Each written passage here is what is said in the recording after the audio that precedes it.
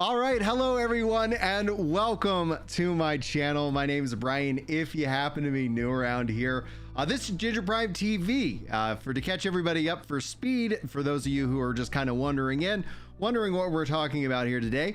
Well, first and foremost, we're going to be getting caught up on Star Citizen. A lot of news has dropped. In fact, we're going to be first starting off with the Citizencon 2954 live gameplay reveal. This is, I think, going to be a really big thing for us to check out. And then we're going to dive into maybe some new world either in this afternoon or just really kind of depends on how we feel. What the real world demands pop up for me today as well. Want to say a special thank you and shout out to all the veterans out there, whether you're watching this live with a VOD or you're just out there being a veteran. Thank you so much for your service. I hope you have a most excellent day today. And yeah, that's really what the plan is here. We're doing overall kind of a little bit of a shuffle, as you can kind of see if you're brand new. This is a new channel. I was originally kind of thinking about making this like a clips channel, but with Blue Protocol kind of stuttering, with me not really able to produce enough content between Ginger Prime, Ginger Loves MMOs, and then essentially Blue, like this, I was looking at Ginger Loves Anime and I just didn't have the bandwidth to be able to make content for the channel. So it originally was born out of a Ginger Prime clip channel, and so it is has now been returned to a clip channel for the podcast and for these live streams and so much more. If you guys like live content, you're in the right spot. Hit that like button, hit that subscribe button, and most importantly, hit that notification bell if you guys want to be notified when I do go live or when I do schedule these live streams. We also stream over on Twitch, on Facebook, I believe on Kick, on X for sure.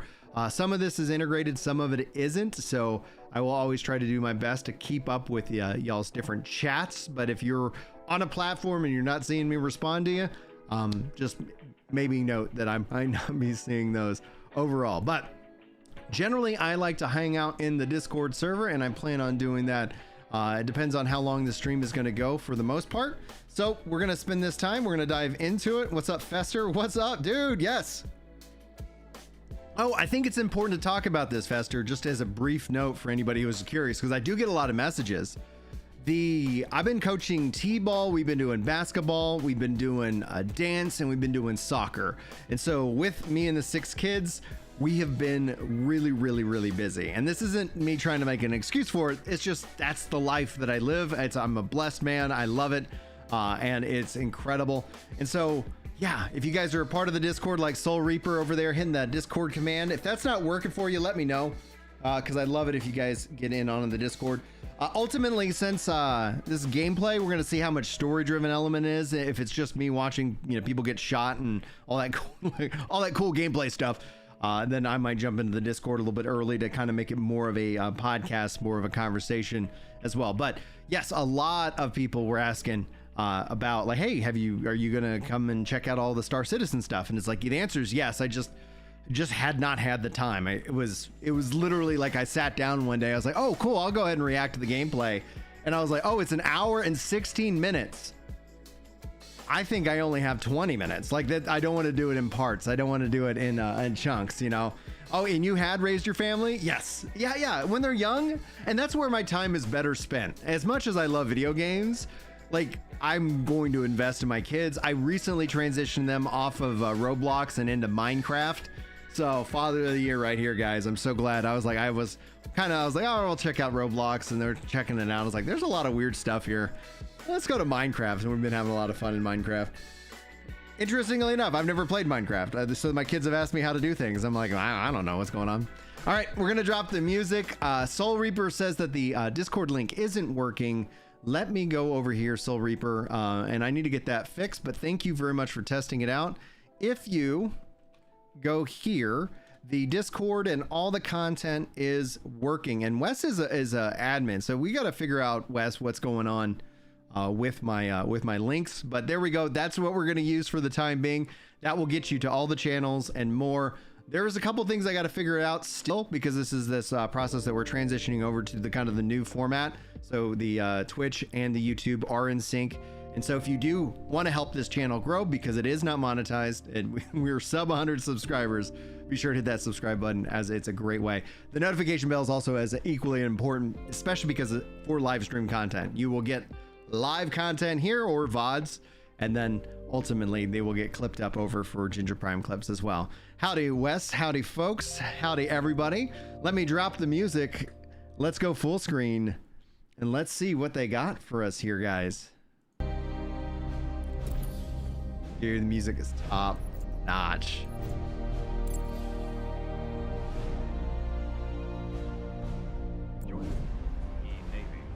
Not about piloting the most cutting-edge ships or traveling to the farthest reaches of the universe. Is that Henry Cavill? Forging connections that is that Henry Cavill? Life, fighting to protect your home and loved ones, or even learning. That's Henry Cavill, baby.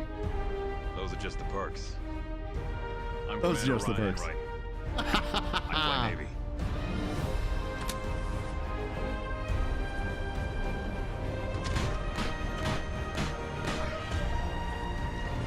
It starts so strong.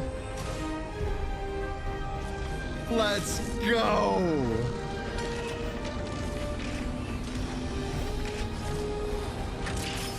Oh, dude, I'm having a great day. I hit the gym. Got the guns going. Such a good day. Gonna play some video games today too, guys. Oh, okay. Single seat combat, combat research, requirements, fascinating. Applications form.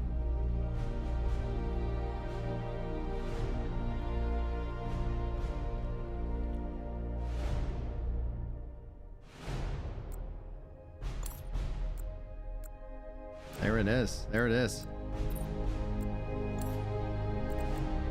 Oh my gosh, he volunteered for this? That's so, well, yeah, and I'm so glad for his success. And he, honestly, guys, phenomenal.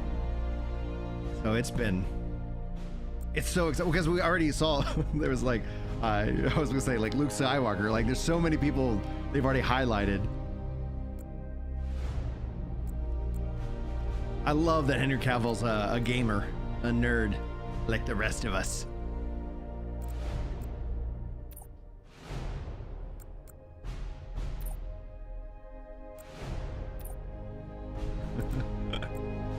I assumed you talked to all rookies that way. I assumed he talked to all the rookies that way.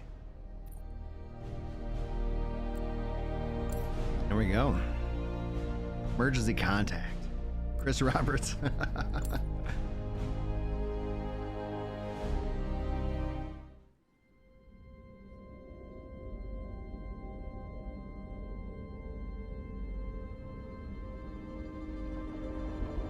Dude, I hope the Warhammer series does get made. I think there were some problems with it, and there were some. I've read some. Go for 6. I'm getting a faint contact on bearing 287. You picking that up? Yeah, got it. Scanning now. United Empire of Earth. We're clear. Commercial vessel out of Vega 3. Reminded them that civilian traffic is restricted under lockdown. Copy that. Archangel. Archangel. This is Krugeri. Come back, Gary. Redirect to sector 7 Bravo Echo for immediate tasking. Copy that. On our way.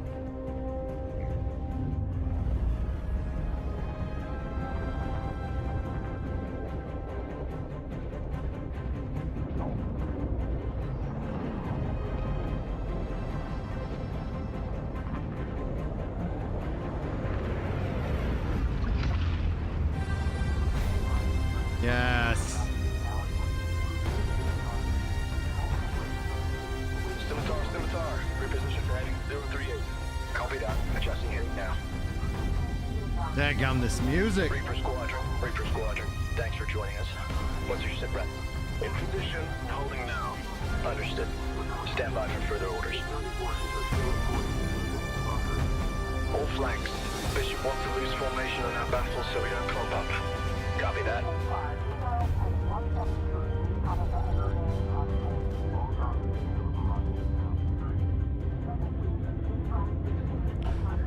Ooh, Soul's asking about if it's going to be on PS5, maybe PS6. Being that it's still, I think, a little bit of ways away. But who knows? I would venture that it's probably not going to go with I know PS5. I just wrote you. But a couple of hours ago, proximity sensors on the other side of the jump got twigged and went dark. The word is it might be that clan that we've been battling with.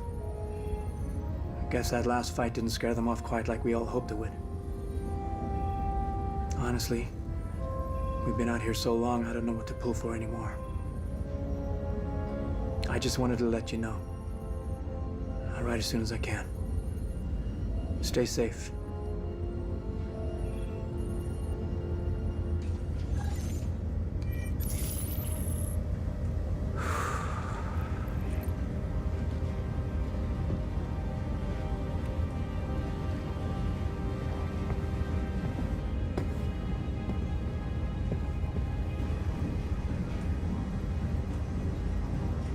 Yeah, dude, I think if you don't have Never console, gets old, does it? you're gonna struggle, you know? Eddies. At ease. I used to do the same thing when I was first coming up. Post up to the flight deck whenever I could to watch the launches.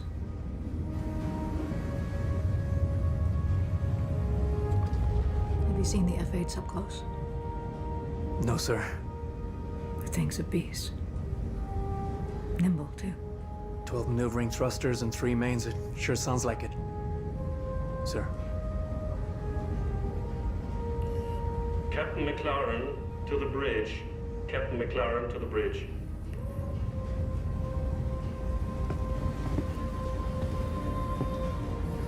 I saw you apply to the flight academy again. Yes, sir. Keep your head up. Took me a couple times before I got in. Thank you, sir. I'm glad y'all, like, I was like, I see a lot of the actors, they look familiar, but I'm like, you said Gillian Anderson, I was like, oh, I couldn't tell you her name. All gunners. Get your gear and report to your turret. What's up, TJ? All gunners to your turrets.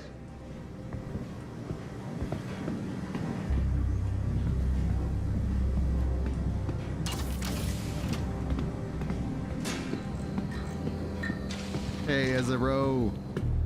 Oh, dude, Henry Cavill. Like, oh, I'm still high on that. Like that.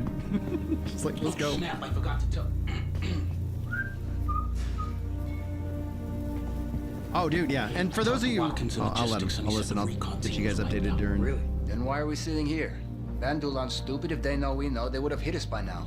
Hey, they can take as much time as they want. The longer they wait, more of a chance the 42s to get back. Well, they can hit whenever. Hey, there you are. Hey. Where's your helmet? Can't gun without it. Yeah, so I've been doing a lot of coaching with the kids, a lot of activities with the kids this last 6 months. I gotta get to my turret. Got to go up.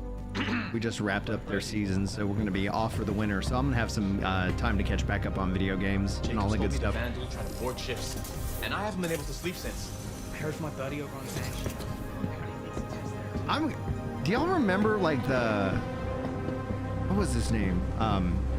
Like the Pitch Black Universe I heard game. we're not getting any reinforcements.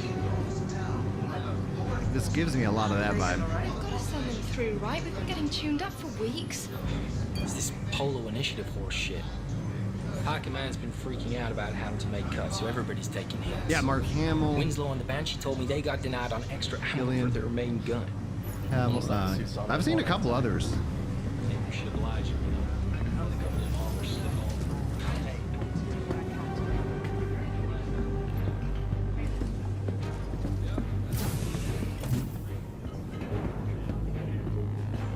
Man, like it's so detailed.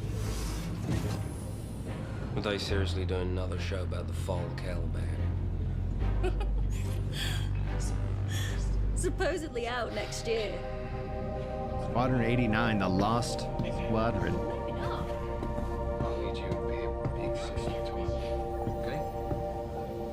Take him to Lake Perrin. He's old enough, and teach him what I taught you. And do me a favor. Hug your mom. Whatever you can.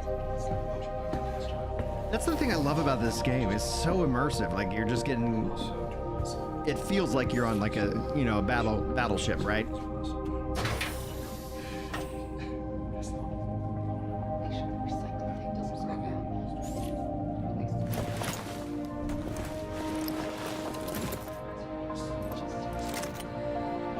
Look at that. That's just so much awesome detail.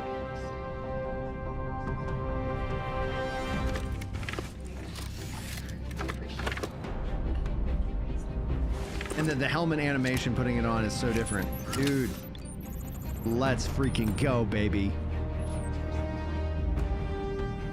Hey. Oh, that's fine.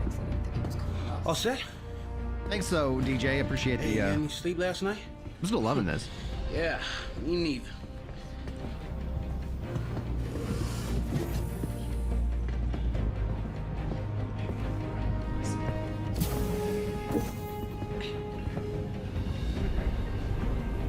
Oh, dude, Soul Reaver, yeah.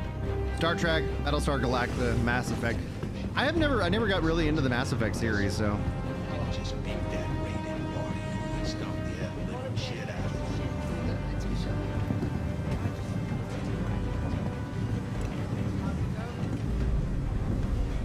Oh, bad news. I heard Goofy was assigned to your rig for this last shift, so brace yourself. Your controls are gonna be screwed.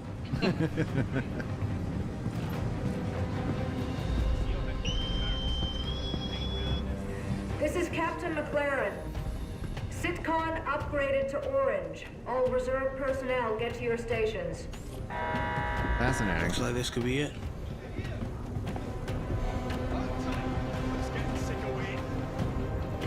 Hey, good luck. See you up there. You got it.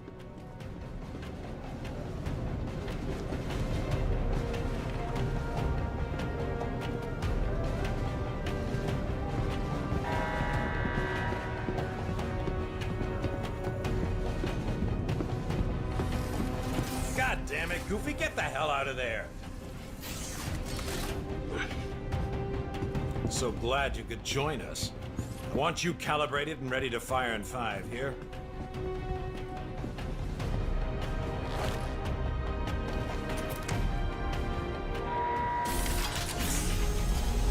I love this so much, man. So much detail.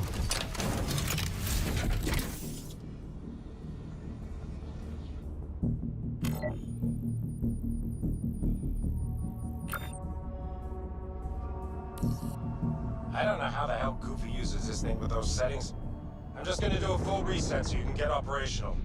Just follow the on-screen instructions for the calibration program. Stand by. We'll start with tracking. Since we're out here hunting a Vandal clan, I'll load up one of their ships for you to follow.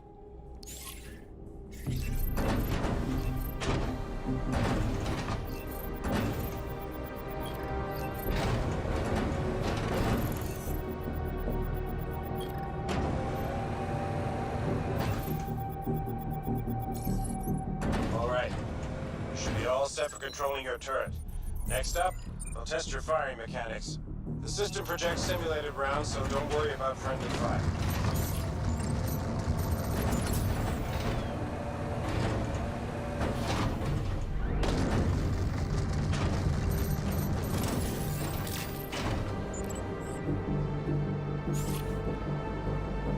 Let me guess, this game's not coming out till 2026.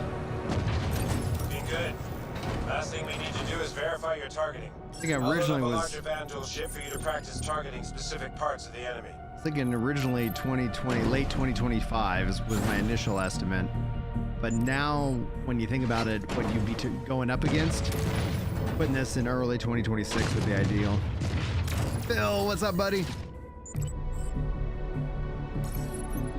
Okay, your targeting is tracking solid, so that should do it. Check any other gunners, and they seem to be up as well. Everyone up? Marcus, test your tilt. System says What's up, Julio? Oh, really?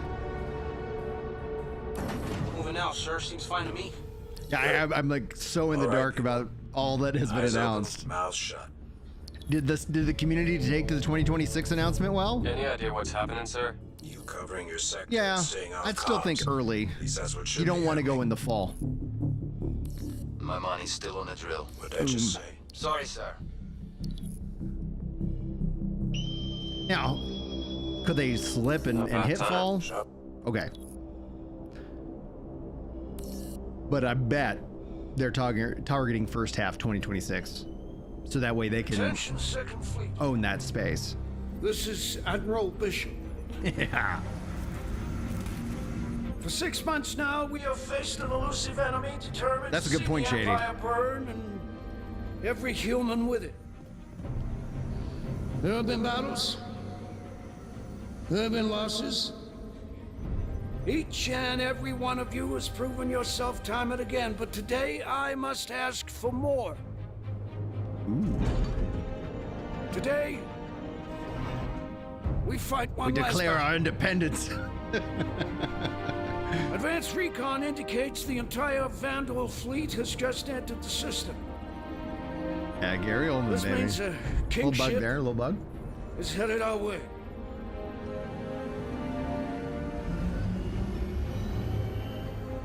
Now, some of you will not survive today, but there will be no time for sorrow. We will have to grieve for them later. Because 2 billion souls in this system hang in the balance. There should be no illusions about what we were up against. In the history of the UEE, a Kingship has entered human space a handful of times. Battle of Orion, Siege of Tiber, the fall of Caliban. But we are the Second Fleet. History will remember us differently. We will not have to worry about it Looks being so kind, good, guys. because today we will define ourselves through our actions. We will not lose the system. We will not fall back.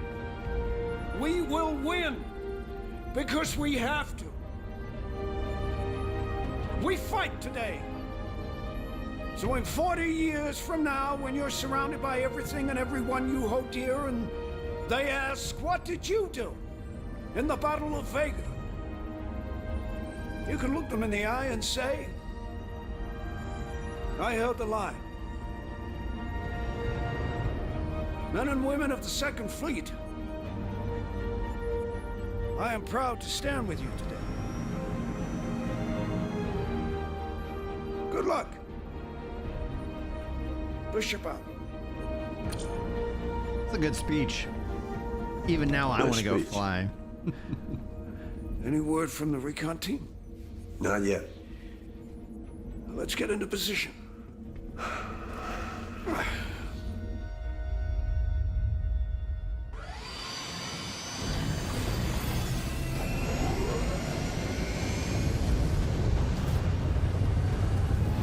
Oh man, Shady dropping some lore bombs. Up until this battle, humanity has been losing to the Vandal every time a Kingship followed and the system was lost. Fascinating. And Teresa, thanks for the follow. We're on Twitch.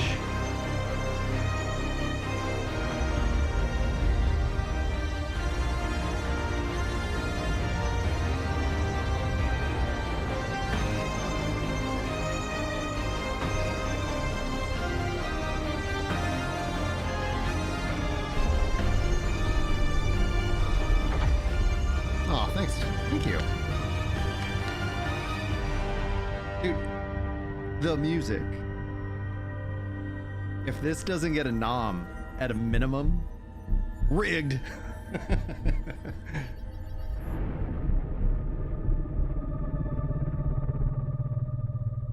Got burnt marks on your hands and feet holding the line with you. A lot of people, there's some salt out there, and that's okay.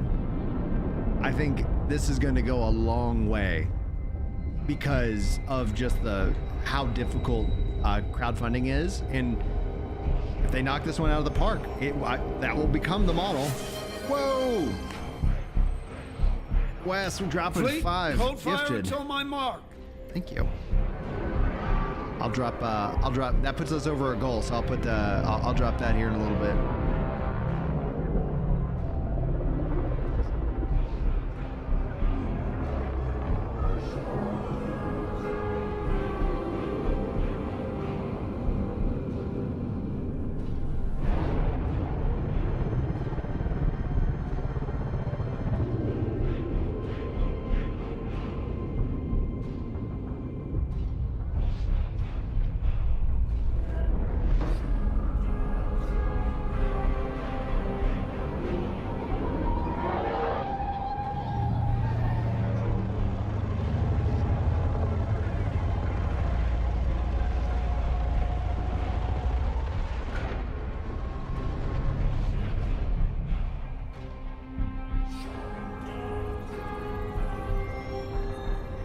Strip safeties from the Goliath.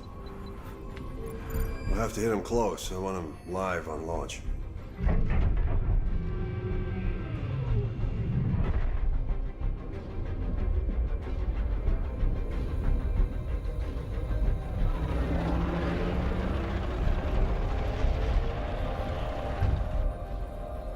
What are they waiting for?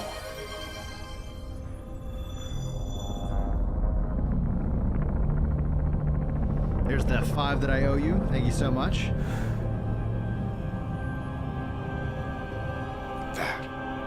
Is this the Kingship?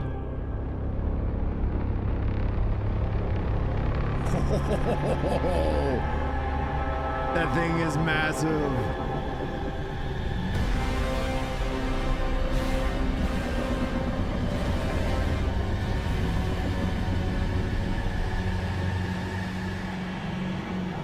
Yeah, and Ginger Prime TV is basically going to be the live for the content that I make. So if you follow Prime or MMO, like this is where all the live stream content will be going forward. Whether you're on Twitch, YouTube, X, yeah, trying to keep it simple. So I can do a little bit more live stuff without impacting the channels. I thought it would be bigger.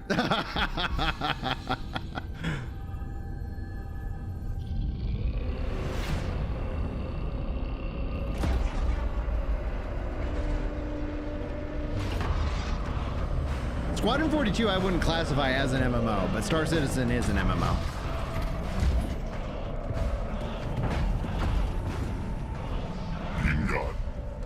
Yes!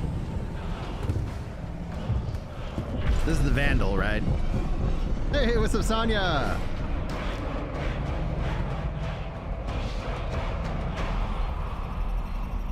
Ship's locked, sir. Fleet's ready. Stand by.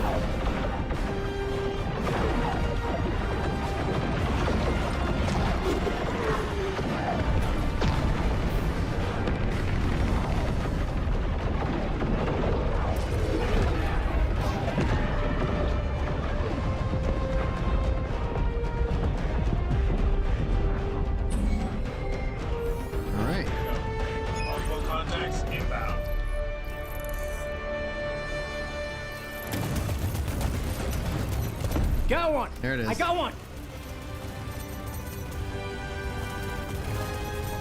Good kill.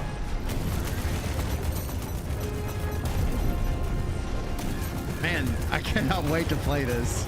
Come on, people, keep up the pressure. Another wave. Yeah, I see it.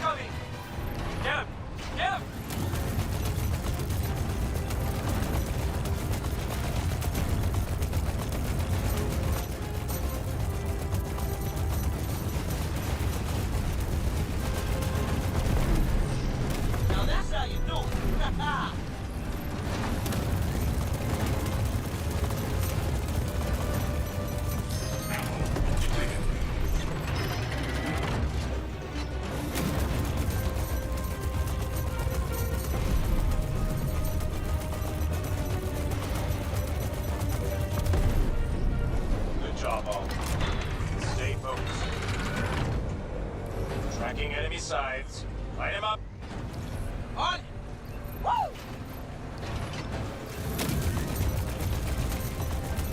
Target down. Right, yeah, like this feels very tutorial beginning of the game.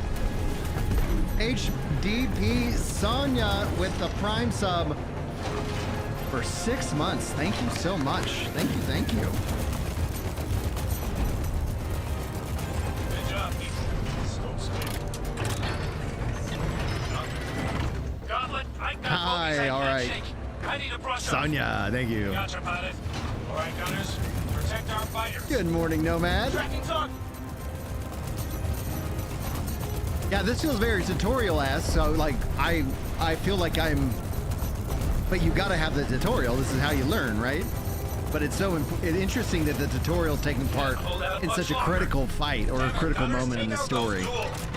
Thanks for the help, Doc. You got it. This is just the prologue too? Yeah, yeah, makes sense.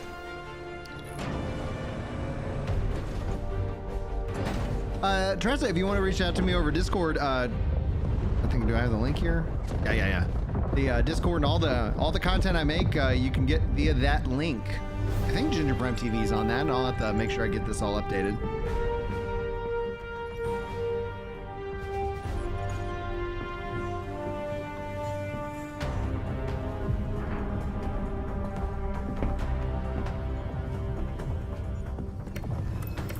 August, shift your position back and drift 8 degrees off X-axis. That should bring that Moiler into your field of fire. Corvus, redirect to fill the gap and take those gunboats off integrity.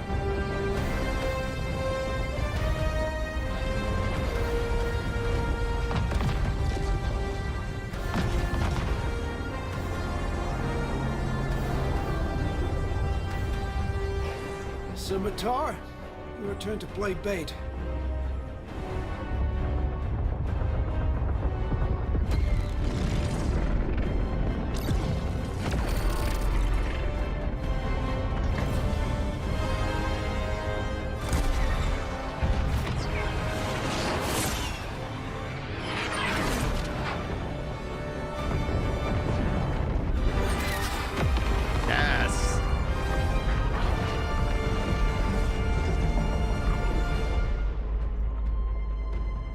Banshee, push forward. Let's see how strong that line is. I love their support. The cutscene to gain, you know, like I'm loving it, right? Like you want a cinematic experience with a story, in my mind. Now the question ends up being is like overall gameplay. If it's like I just watched a 90-hour movie and I played 10 hours of a game, like there gotta be a balance.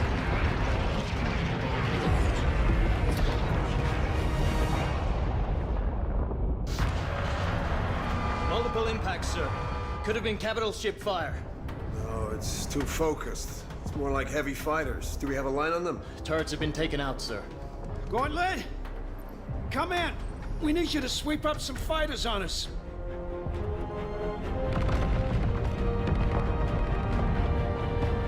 On it, sir. Get us in close. Aye, sir. You're up, turret gunners. We're guarding Bishop here. Make me proud.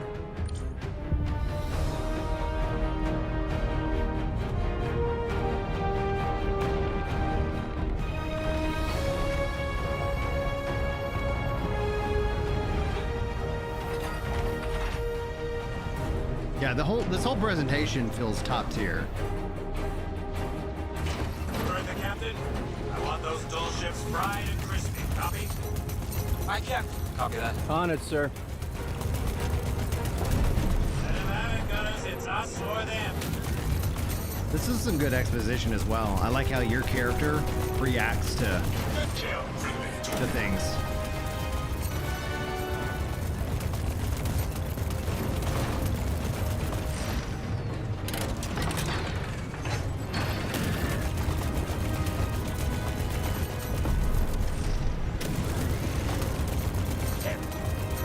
Fighters knock out Gary's shields. Enemy bombers are incoming. Take them out. Tracking's on. Oh yeah, targeting the engines.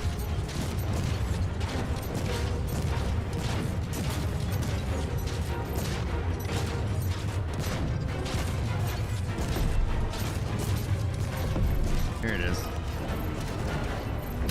There, got one. Oh yeah, hitting those big Here we ships. go. Target down.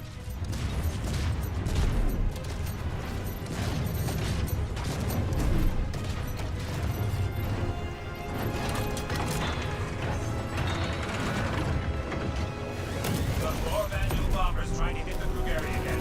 Let's focus up and take them out.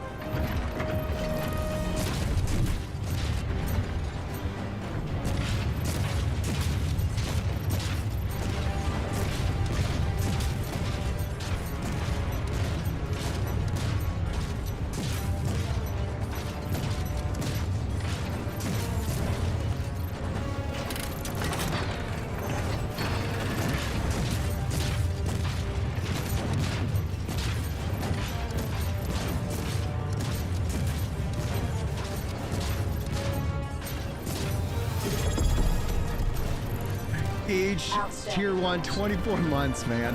Congrats. Thank you on 2 years. Congrats on 2 years. Thank you on 2 years, man.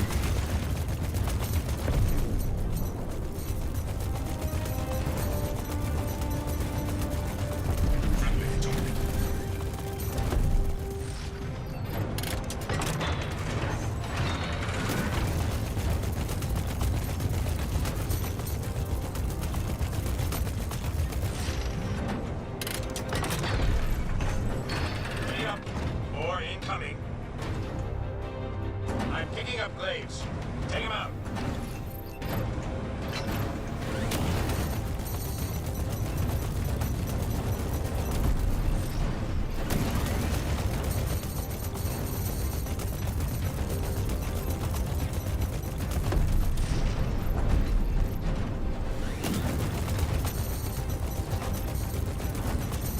Ah, thanks, Shady. 30 hours plus. That's a, as an adult, that's a good length.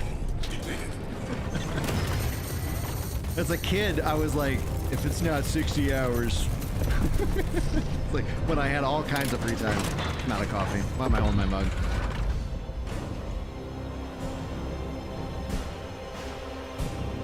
I'm guessing that was one of our ships. Yeah, there it goes. Oh God.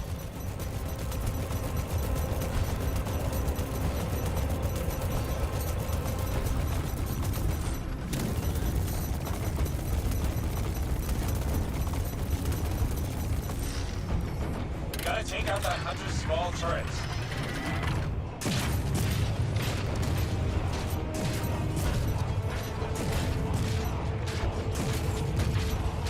Yeah. That's the challenge that MMOs really kind of do face, is that as the community's gotten older, like how do you, and the costs have gone up, like how do you attract more players, you know? Sometimes the answer is just convenience, which is counter to what we also want in a way. Oh man, like a nostalgia.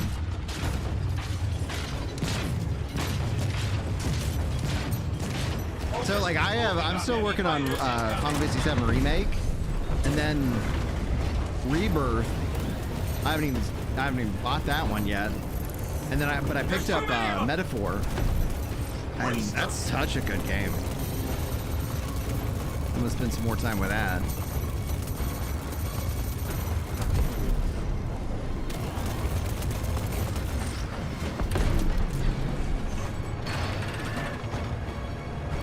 Keep up that fire.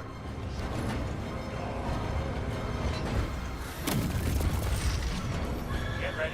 Corvette's coming around. All gunners, get ready to See, 75 hours on Rebirth. That's what I've. That's a beefy game. Marcus! Was that Marcus? Can anybody see? Shut up and fire. Shut up and fire. Take out that main turret. One of my guns is down.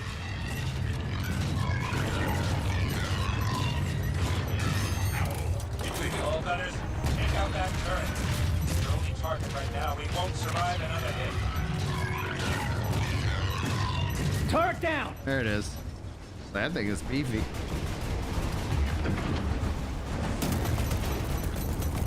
Tracking multiple inbound boarding spikes. Target and eliminate.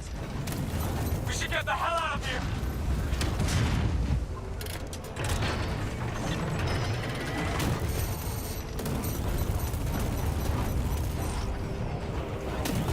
I need help! I need help!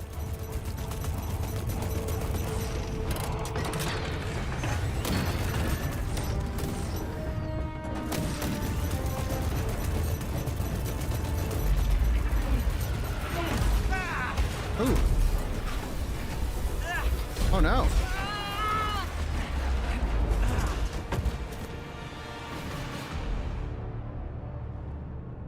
Did not see that coming.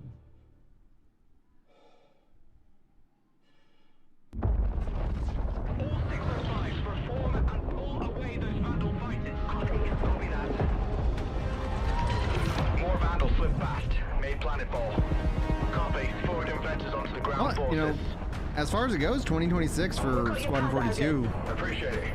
isn't, I mean, as wild as it is, not to say that's that far off. We're almost to 2025 now. We could be talking about 18 months. Main guns prepping for full spread.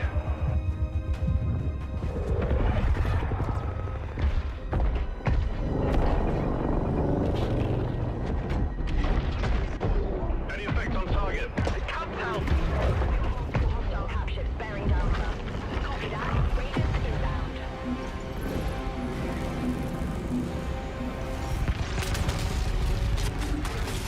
Firing again.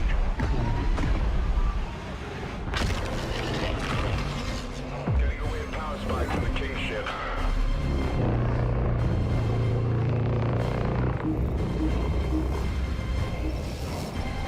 Break, Argus, break! Argus is down. Repeat. Argus is down. Need help.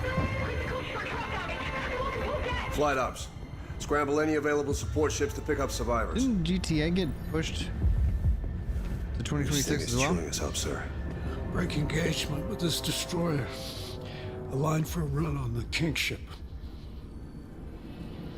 Weapons. I'm gonna need you to cook up a firing solution on that Kingship. Hit him with everything we got. So, all of our weapons even focused? Have to do something. Right, Mr. Kraus? The Van Duel aren't gonna blow themselves up. Yes, sir. Wait, next time we take a hit, drop our shields an extra 30%. Hear that, Shields? Sir. Navigation. Sir. Adjust heading. 10 degrees port. Aye, sir. Let's get their attention.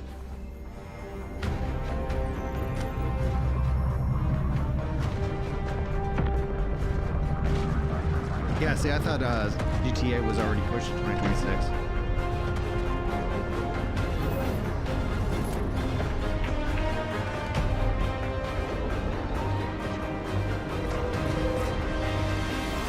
Dude, foo-foo. No expectations, only hope. That's the way to live. That's the way to live.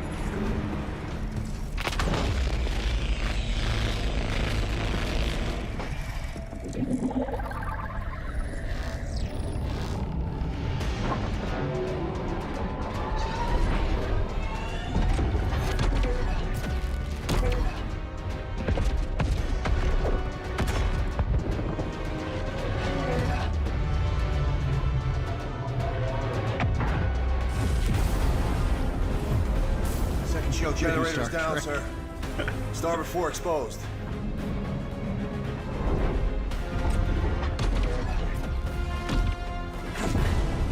Sir, Hit them again. waiting on you, Mr. Krause. They're gonna kill us.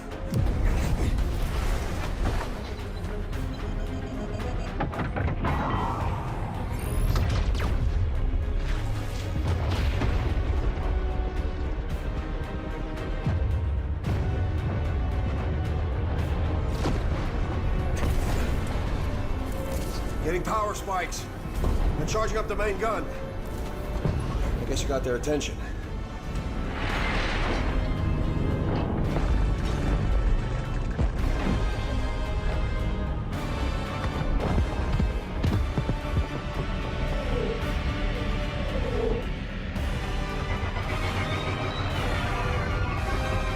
Interesting camera. Very cinematic.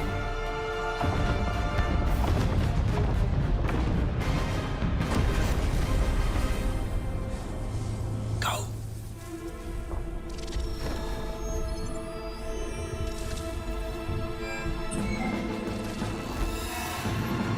Oh, from the flank. All right, people. 5 seconds out to the fray. Form up, Cal. You got point. Go Caval. Bring in the Copy that. Calvarine. Tally's on me.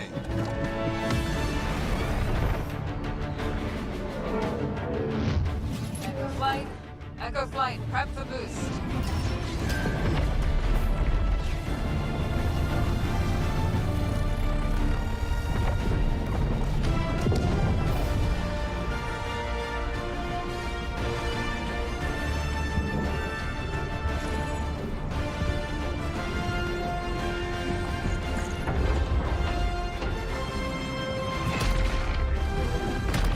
Let's say hi. All copy. Tubs at the ready. Stand by for lock.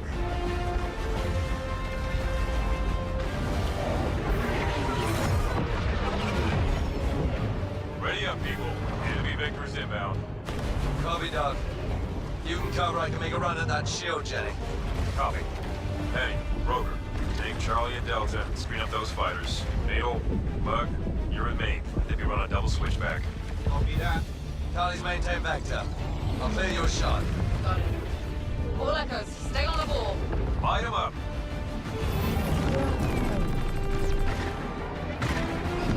Look out.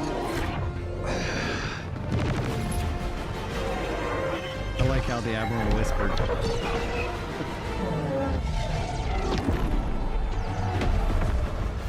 Cal, I don't think your ship's got the firepower to take that emitter out. You might be right.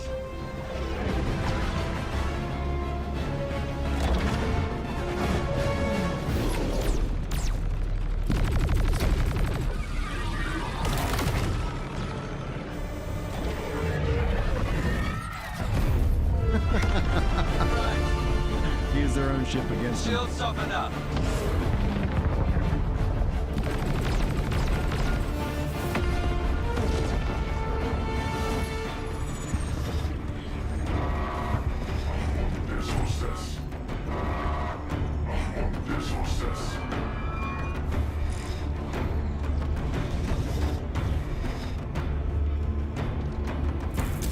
Shields up.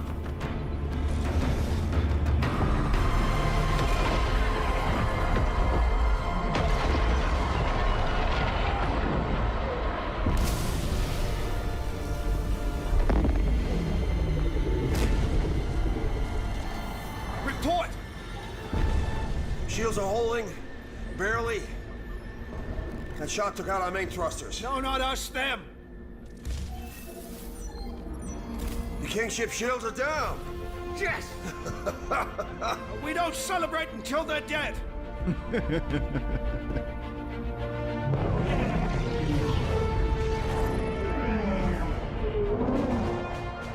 him.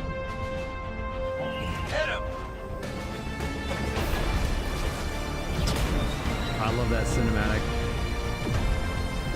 Such a cool camera angle. Very Maverick if you kind of think about, you know, Top Gun.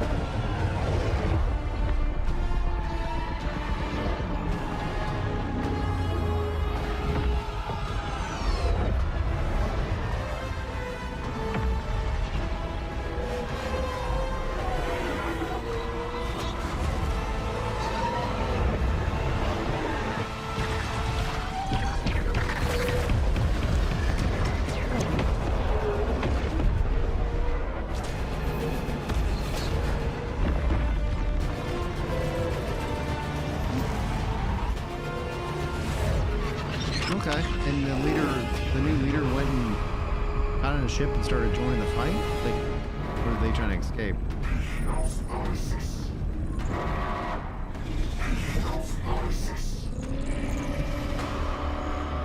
Sir, Kingship's headed right for us. Can we evade? Shot took out the main thruster, sir. I'm trying to get the auxiliaries online. Getting a rapid increase in the Kingship's energy signature. Looks like they're trying to go critical. Even if we dodge, we won't get clear of the blast range on auxiliary alone. Attention, fleet. This is Admiral Bishop. You are ordered to immediately withdraw. I repeat, withdraw. All non-essential personnel are dismissed to abandon ship. If you want to volunteer to stay, we can sure use your help. All right. Tell the gunners to concentrate all the power they've got. Okay, thanks, JD. Maybe we can take out this Kingship before it hits us. Yes, sir. Logistics. I want every ounce of juice pumped into those guns. If we don't need it to breathe or shoot, I don't want it.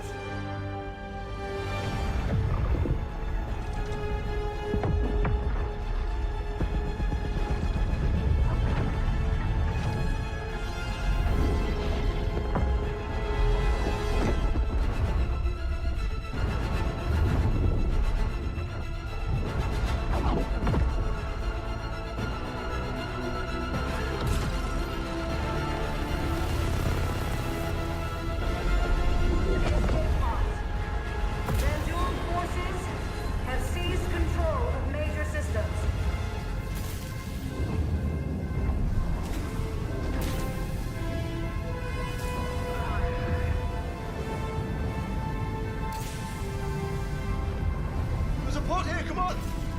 Go, go, go!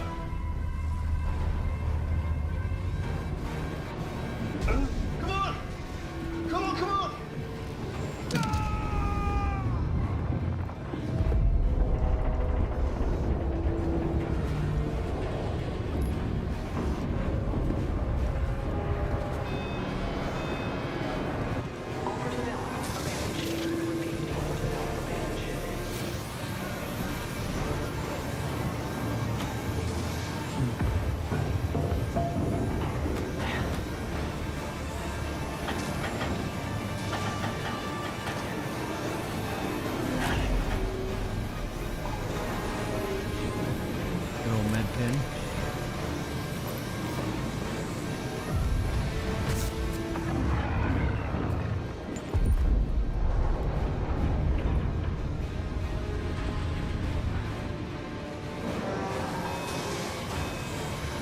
I think I can crouch into that.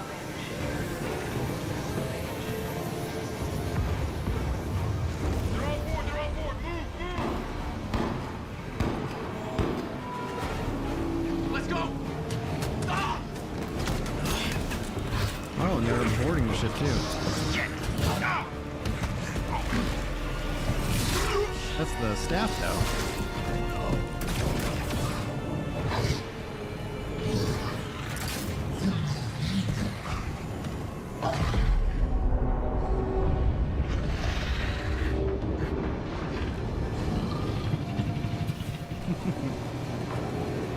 Yes, it's high praise. High praise for sure.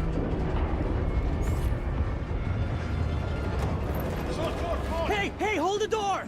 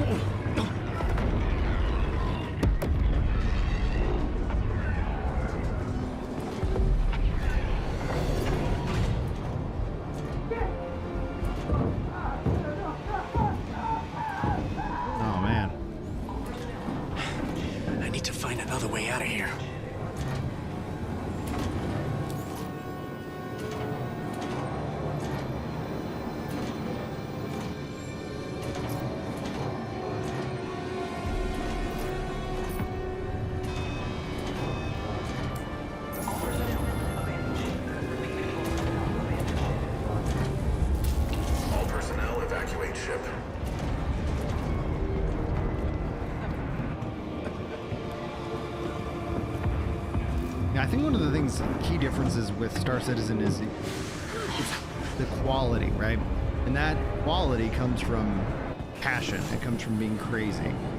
Because Microsoft or Sony, they might have cut a long time ago or just said, hey, we got to release, you know? And I think it's married with the fans and how you see that they've supported this game over the years for sure.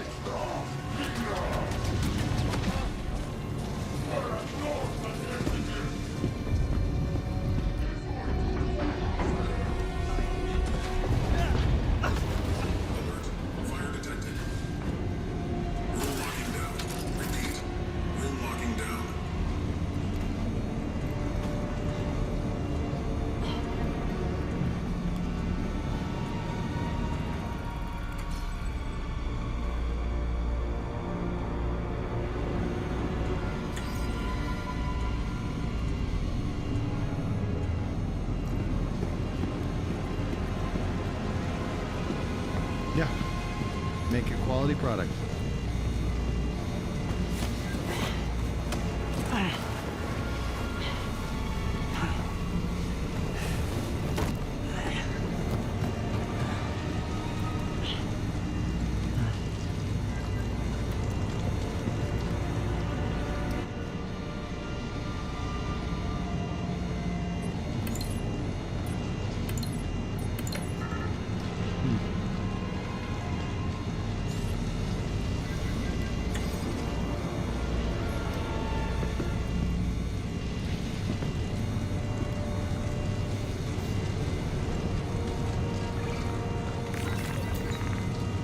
I like that. That's cool.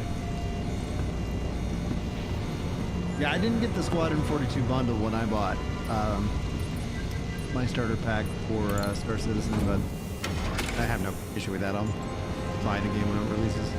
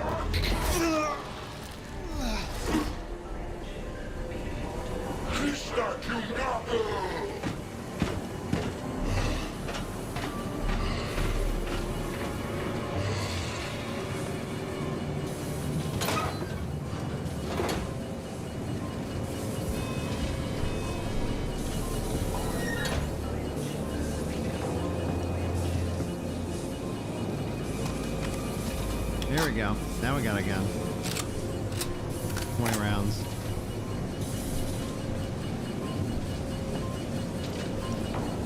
Oh, there we go. 4 rounds.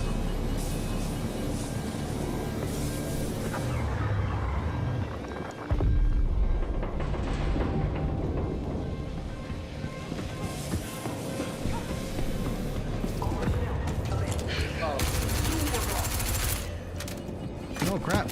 Run.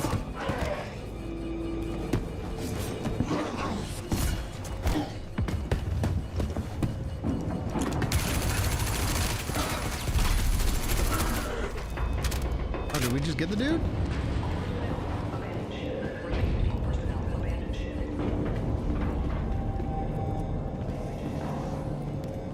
He doesn't get up.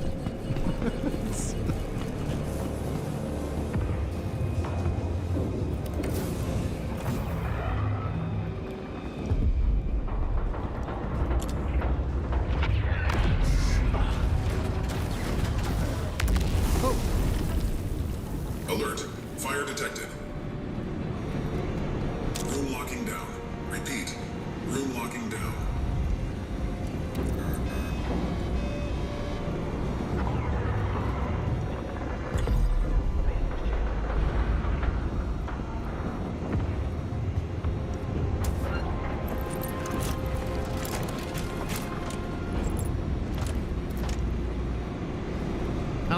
dudes from Halo, fella?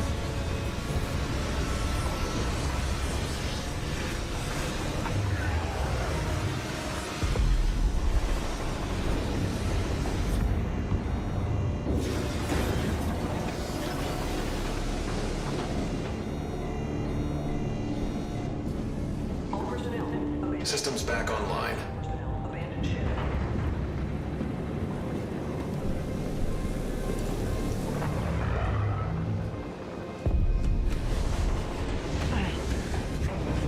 Like, I know that if you grab the staff, I'm sure the Vandal wouldn't care.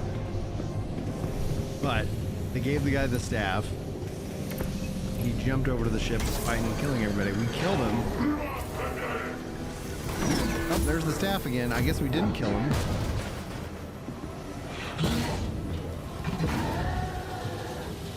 Breach detected. That's what I'm saying. Like, you gotta put some more bullets in that guy.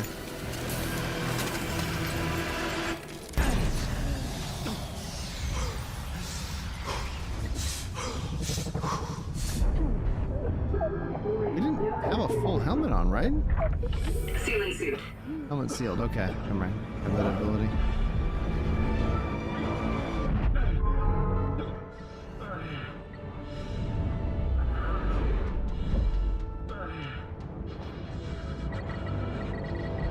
Let's see here. We've been going at this for like an hour at least.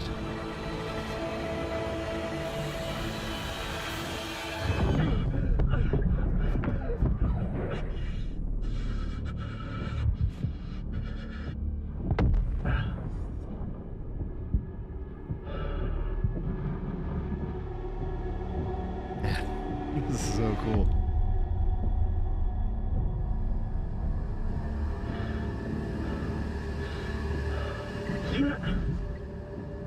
This is the like hour and 16-minute trailer. Utah. That's what I've gotten so far.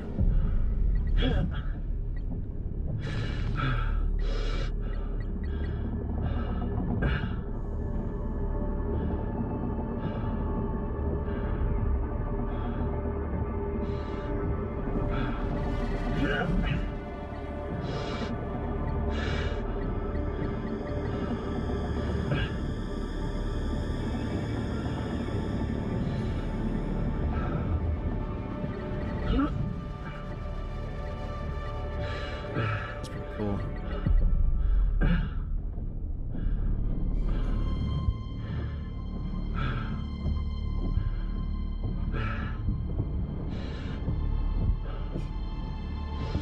Oh yeah. Yeah, update 4.0 is next for the main Star Citizen game, right?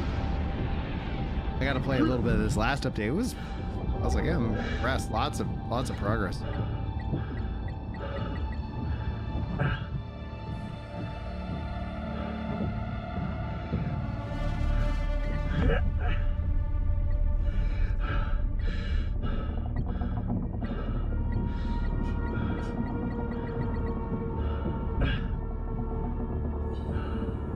Patch 4.0 is coming out today?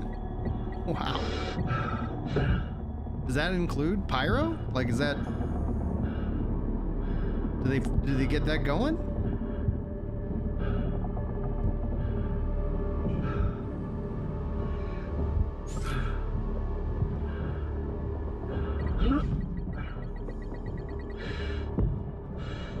Okay, thank you.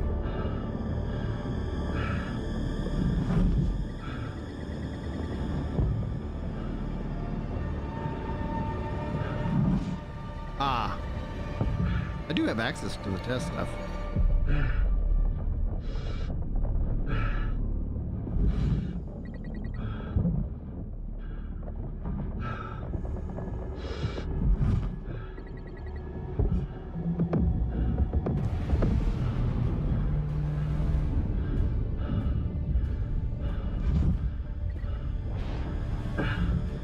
I like how they handle space travel. Like, I mean, out in zero G. Feels authentic, even though I've never been. I've never had to spacewalk. What's up, Solomon? How you doing, buddy?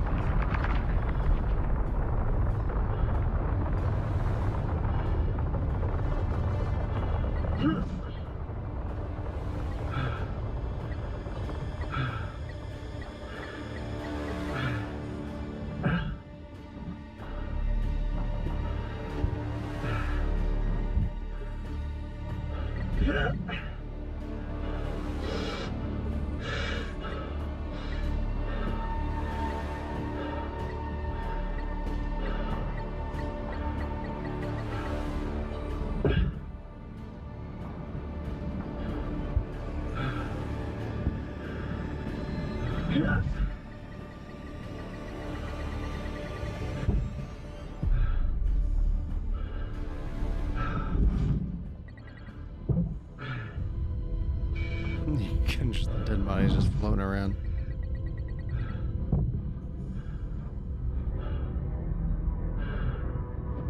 Hey, what's up, Julio?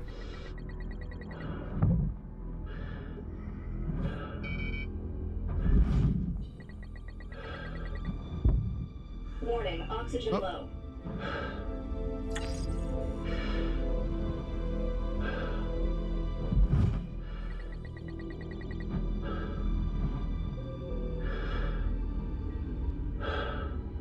Pressurizing.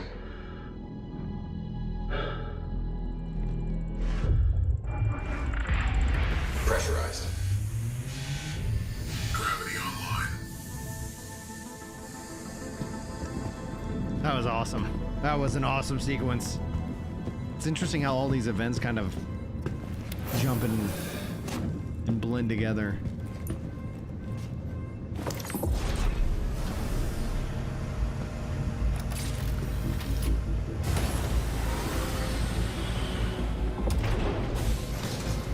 Nice little nod to show off your character. Thought I was the only one left. So did I. Look, I need your help with something. Follow me. We're running low on power, so I have to reroute our energy from our shields to our thrusters to change direction. We'll see. It depends on how long they are. Take a At some point, I'd like to get some food. I need you to steer the ship.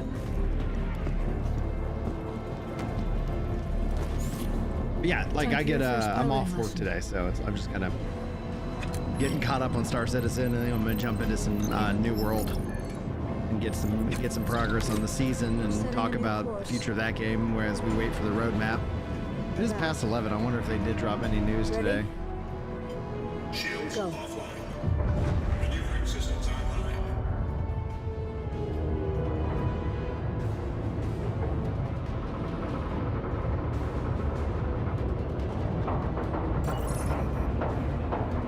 No, they just added a hippo mount. Yay.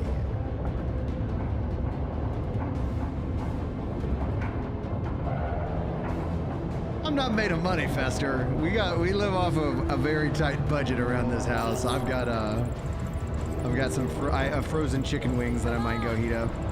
Maybe we'll do that. I'll go get it started, and if y'all don't mind me eating, we can keep this going.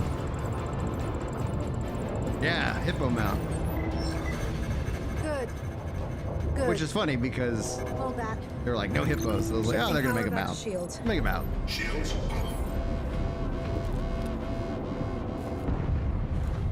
Engaging autopilot. Corvus! I ordered you to fall back! All right, Stellar, you got it, boss. Can't do that. You're dead in the water, and we can help. The situation's under control. You ought to reverse. You can't kill it. Not before it takes you out. We are boarded and burning. This is the only way. Well, lock your course and get off that thing. Both of you clear? Aye, aye. Rachel. I will. Heck yeah. Damn it. If you have the order for me, Fester, hit me up with the order.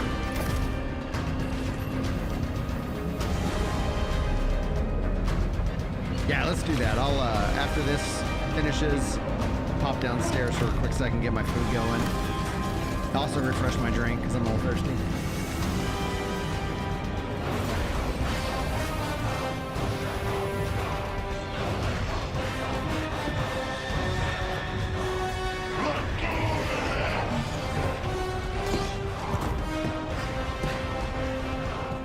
to Oh, have she's the company. Admiral's daughter. I've got I like to try it. and divert as much energy as Thank I you for can that to the info. engines. So I'm gonna need you to hold them off. Go now. Yes, sir. Get this man some more bullets. There we go. Life support and lag are offline. Disabling safeties on the reactor to boost some extra juice. Here they come! Yeah, you can DM me over on Discord, Fester.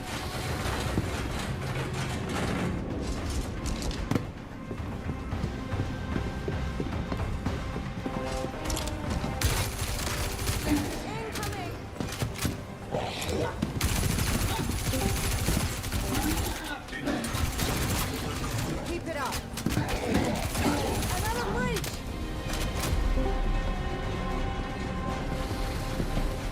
I went ahead and jumped into the Discord because we can also discuss orders and make sure I get it right.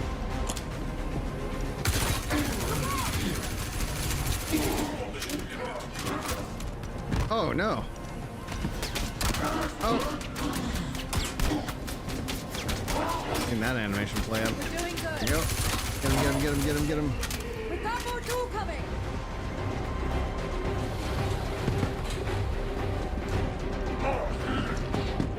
Danger. Hit shield 25%.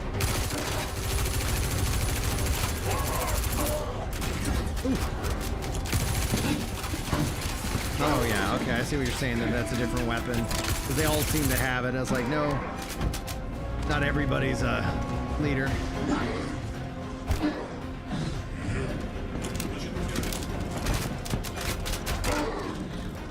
Nice work. On me, quick!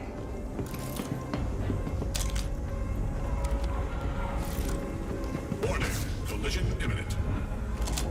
Almost finished here. Ejection system offline. The escape pod door is jacked. I need you to manually override the door.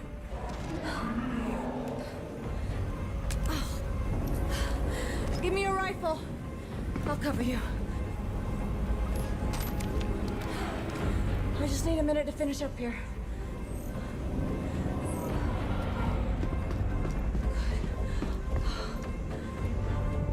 What's the status on the door?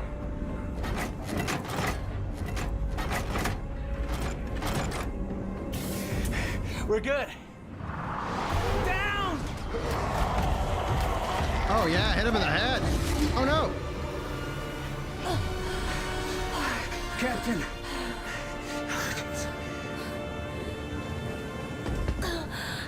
Bet he weighed a lot. Sir.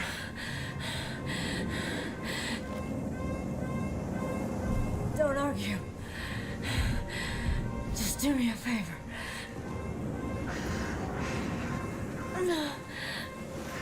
Give this to Bishop. Tell him it's all gonna be okay. Tell him it was a good trip. Warning. Collision imminent. Get the hell out of here. Warning. Impact. Warning. Impact. Warning. Impact. Warning. Impact. Warning. Impact. I said get out of here. No, I'm not leaving you.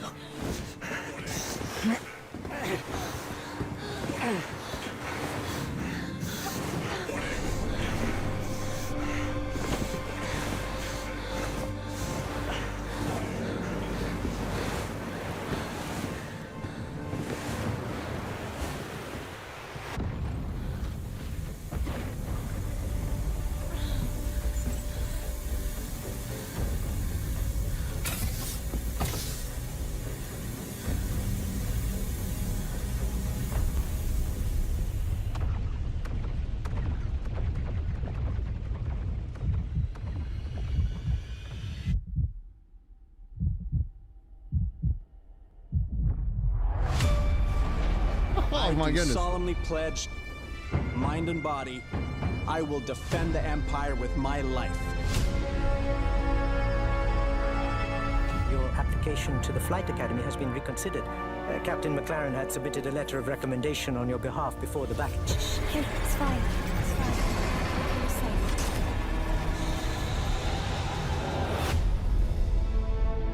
We may be a small crew, but the work we do matters.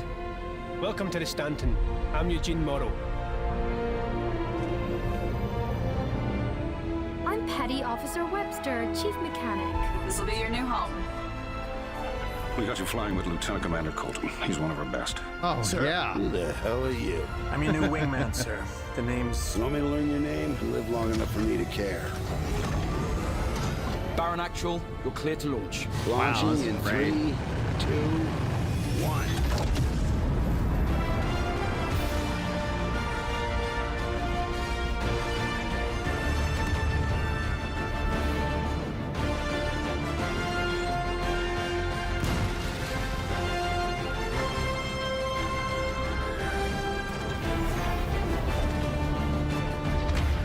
Oh yeah, blueprint. Fester, nice. I like it.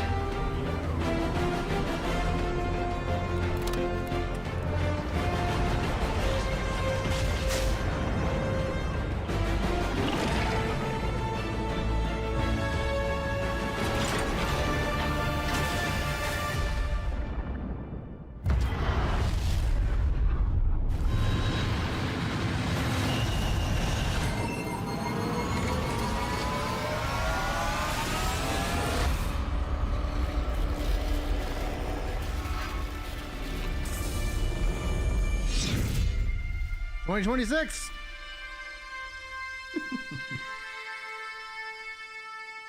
$2026. Perfect. Perfect.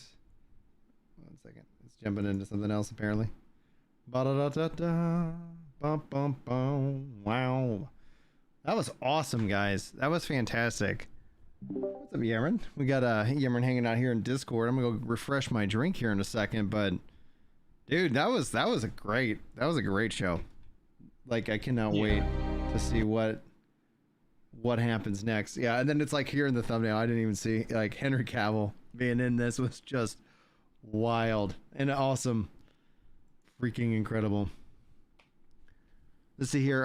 Stellar says, have you seen the sandworm stuff from Citizencon? So this is the first thing I've seen from Citizencon. So there's a lot of other stuff that's been going down, and I have not yet seen that. And I have been so busy these last, honestly, I feel like last 7-8 months, so that I just have not had a lot of bandwidth to do live streams, to hang out and do all these kind of things. But we just wrapped up my my kids, my boys' t-ball league. We got their little party, little pizza party this Wednesday. So the things will start to slow down for us over here for the winter. I'm looking forward to Monster Hunter Wilds. I played that the beta and it was wonderful. I've been trying to also play the beta of Ashes of Creation. The alpha, excuse me. I just have not had every time I've been available to actually like kick back and play a game, it's not online because they're only online on the weekends. I'm like, yeah, we've been busy. So Fester sent over another video. Let's see here, Citizencon Brave New Worlds. Let's go ahead and open that up here. It's 1 hour and 23 minutes. So let me go and leave you in the capable hands of. Yeah, I'm gonna go refresh my drink. I'm gonna pop some food into the thing, and then I'll be back, etc. So I'll turn back up the music a little bit, and then if anybody wants to come hang out, we can talk about it. And what I would be interested to know, if it's a lot of talk, then I'll just mute Discord so that way I can kind of react to it. But if it's just a lot of like, just pretty visuals, then we can keep the Discord, rocking and rolling. All right, guys, I'll be right back. You are. All right. Is there anything I need to know contextually before going into this video? Don't use words that go past junior high school level definitions. I have no idea what that means. Okay. Let's see here. Keep it simple. Keep it simple, stupid. Got it. Words. educated man using big vocabulary. It's funny because that's why I'm really glad to be dyslexic, because it keeps me humble. Because it's like I'll misspeak. I can't read all the time, so it's like yes, I have an education, but thankfully not one that I think makes me an elitist. The only thing I could go into it is just keep an open mind, and I think you'll be very surprised at what they showed us. It's not a lot of what's coming soon, it's a lot of where they're trying to go. All right, now was on my Ginger Lives zone. It's going to be a lengthy road to get there. Now, is there a lot of talk in this video, like where I keep you guys up here and, you know, we're kind of podcasting about it, or is it something where I just need to mute and then? No, that's pretty much all they do is talk. Figured as much. I'll keep my vocabulary off unless you ask a question and I'll chime in. Okay, cool. That's actually a great idea. What I'll do though is if I do have a question, I'll keep it Discord muted, because that way, if people jump in, we don't end up having to, you know, pause or something like that. So, but then that's excellent. If I run into a question that I need an answer, and I can always just I'll unmute the Discord. All right, guys, that's the plan. All right, I'll see you guys in a second. Well, when I say a second, this is an hour and 23-minute video. My food is cooling down, so we will be doing some food there, and I'll go ahead and make it a big full screen, and we'll drop the music. Hello, everyone, and welcome to a highlight. We're jumping into intro, and Benau Bushua, Chief Technology Officer of Star Citizen. Looks like we're going to be spending some time with Brave New Worlds. This was what was recommended to me as the second video in the series. So that's pretty much it. It's an hour and 23 minutes. We're doing this live, and I hope that you guys are having as much fun as I am. We just finished the Squadron 42 gameplay cinematic trailer that was just, oh man, they are crushing it, and it's been so much fun. But yeah, that's all this intro needs to be. Let's dive in.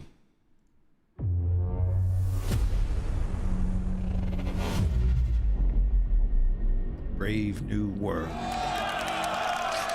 Hello! Bonjour, Citizencon! Bonjour. Comment allez-vous? Guten Tag, Citizencon! Hola, Citizencon! Ni hao, Citizencon! And hello, Manchester. I'm not gonna need this anymore. Cool. I am Benoit Beauséjour, or as some of you know me, I am Balt on Spectrum. Today, we will talk about Brave New Worlds. This is Pyro 2, Monox. It's a barren planet, not really habitable. Now, since the advance of our planet tech, we've always allowed players to circumnavigate planets and move from orbit to ground seamlessly, explore complex areas in intricate detail. Now, with server meshing, we're going to need a lot more locations for missions and destinations for more life. But there's a major question that has always followed this project since the beginning of Alpha 3.0. How are we going to make a large number of planets and systems? How are we going to meet the fidelity benchmark we've established? In this technology update, we bring life to lifelessness, even to Monox. We take the physical representation of the terrain, the geology, the atmosphere, the climate, and the environment to create accurate biomes that spring naturally from the collision of all these environments. Coherent, denser biomes that follow the laws of nature that we encode into data. Data that we then leverage to place flora and fauna, yes, but also settlements, buildings, alien and human life in a planetary context. This creates worlds that are scientifically plausible, richer in gameplay opportunities. We want you to find adventure just by going around the planets without a quantum point. We want you to find actions along your path. For this, we are changing how we made the game. We are scaling how we made the game in all areas. This is not just a Planet Tech update. This is a collection of systems that we call Genesis. Genesis. Man. Now, to help me explain all this nice work and this nice technology, let us kick us off. And I welcome our very own Ali Brown and Will Hine for phase 1 of Genesis. Yeah, exactly like Star Trek, Green. Exactly.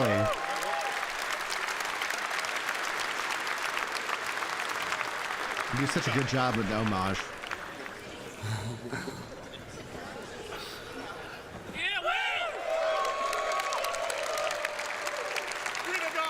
Hello, Star Citizen. Yes, hello, Citizencon. Yeah. So let's start with some introductions. This guy over here is Will Hain, aka Water Guy or River Guy. And this lovely gentleman is Ali Brown, pusher of pixels extraordinaire.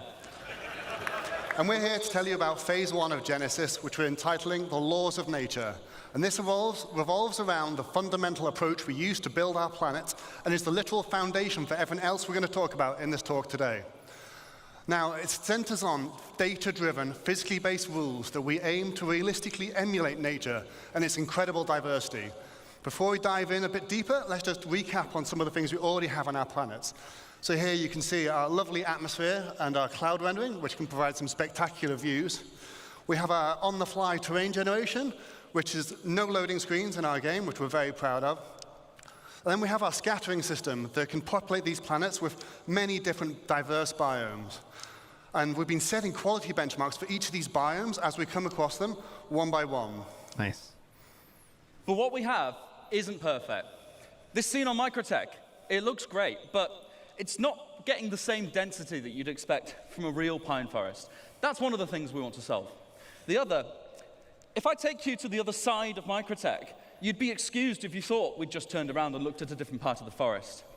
Why is that? Well, this is because currently our artists create slices of biomes in great number, and then they distribute them across the planet using humidity and temperature properties. Each slice looks great in isolation, as you've seen, as you've explored. But this is not the solution to give us varied and natural biomes across an entire planet. Additionally, just using humidity and temperature limits us to only 2 degrees of variation. And that's not enough for the sorts of planets and worlds that we want to create and for you to explore. So how are we going to scale up our planet generation? Well, as I said before, we're going to start with physically based rules that drive everything. We want nothing to feel random on these planets. We want no limitations on the number of biomes. We want infinite biomes that are continuously changing across the planets. And we want extreme density, and we want to maintain or exceed all of the quality levels we've set with our existing biomes. And most importantly, we want it to be scalable so that we can really scale up to the level of content that the designers are expecting. And from your perspective, we want you to be able to truly explore and find unique playing opportunities everywhere on our planets. So to start this, we're going to need more data. So if we see here some of our existing data sets on our planets, we have temperature, which we define locally and globally, and humidity, and that's it for now. With Genesis, we add many other data sets, such as the geology type, the soil type, and then we also go for things like the soil depth and the quality and the nutrients and many other properties all drive this complex data set that we use to build rule sets on that each individual asset can describe how it should work with them. We're going to put something together and show you some demos today using some of the assets that you've already know and love in the PU. Although you might see some new stuff later, we'll save that. What you're going to see is a vertical slice of development. It's very early stages, very work in progress. You might see some bugs, but that means it's only going to get better, so be excited. The #1 challenge with planets in our game is scale. In no other context do you need a planet to look great from first-person perspective when you're stood among the trees. You need it to look great when you're in a spaceship at a quantum marker miles away, and everywhere in between. There are no loading screens, you see everything. We cannot afford for it to look bad in any of those scenarios. So, let's start from a ground perspective. Demo #1, let's have a look.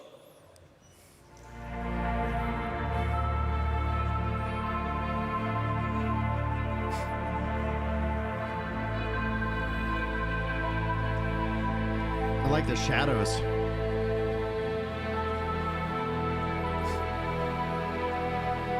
With the light peeking through.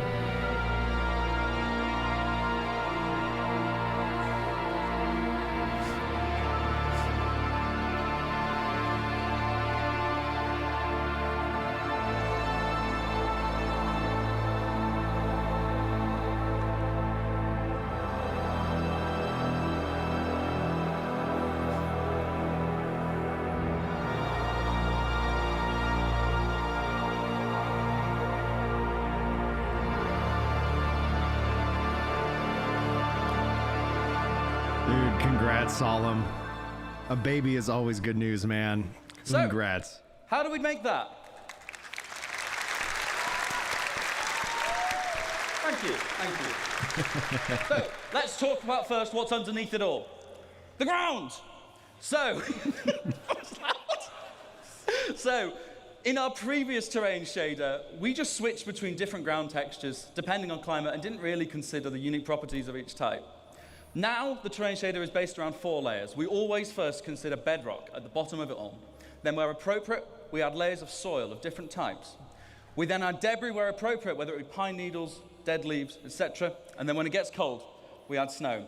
Each of these layers has unique shading properties and unique transitions between them. Because we do this all in one shader, we're able to achieve that as well as being performant.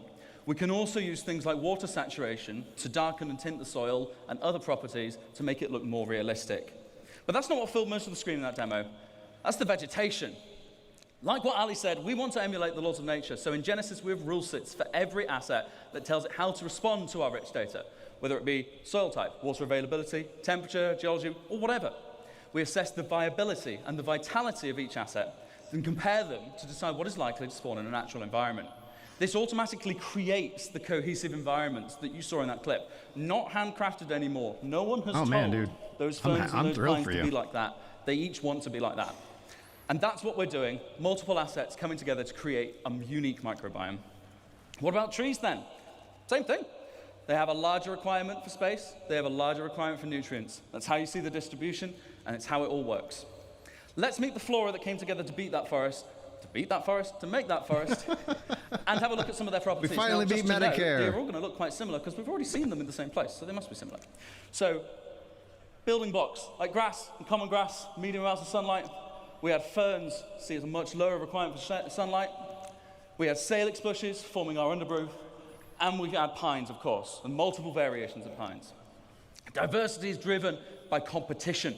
Everything has destroy your ships, which affects its competitiveness. We also have additional control over this in the form of dominance, which allows us to make one asset more competitive and more dominant than another, which is just what we see in nature.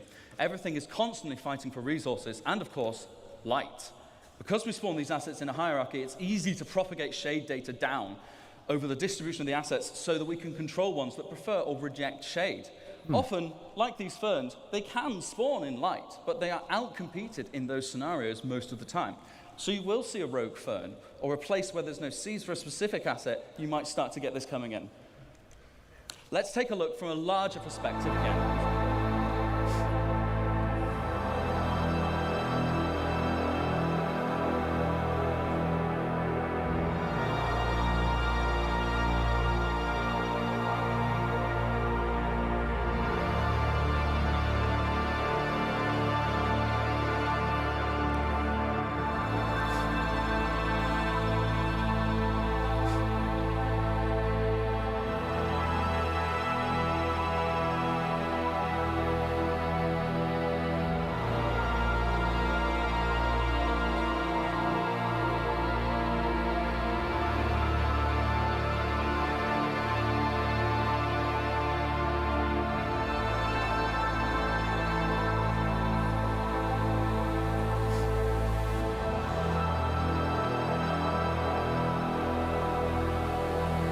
Yeah, Chili. Looks really pretty.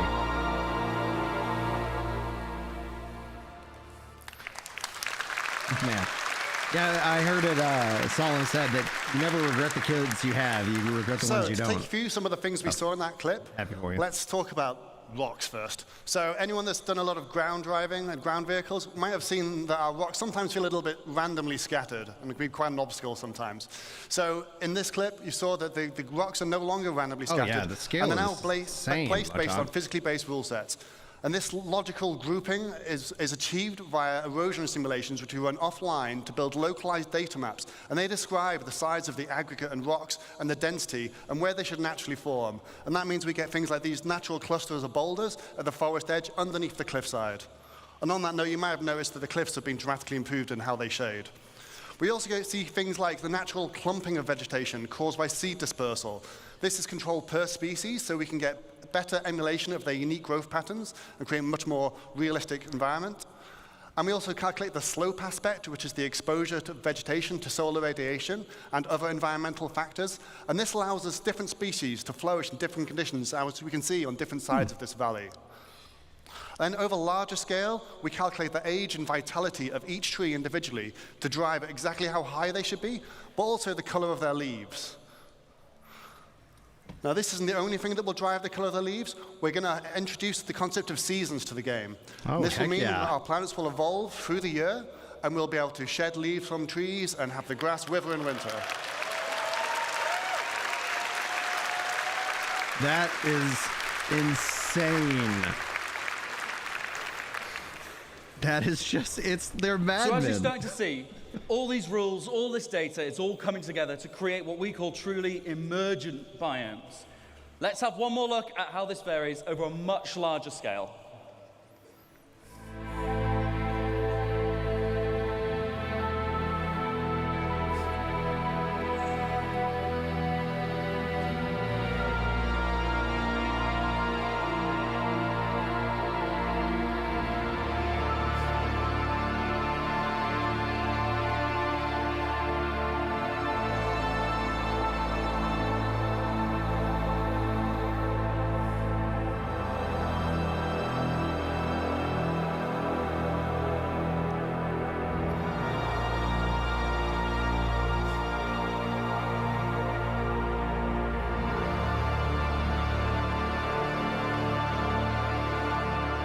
Yeah, exactly. You're ready to hoof it.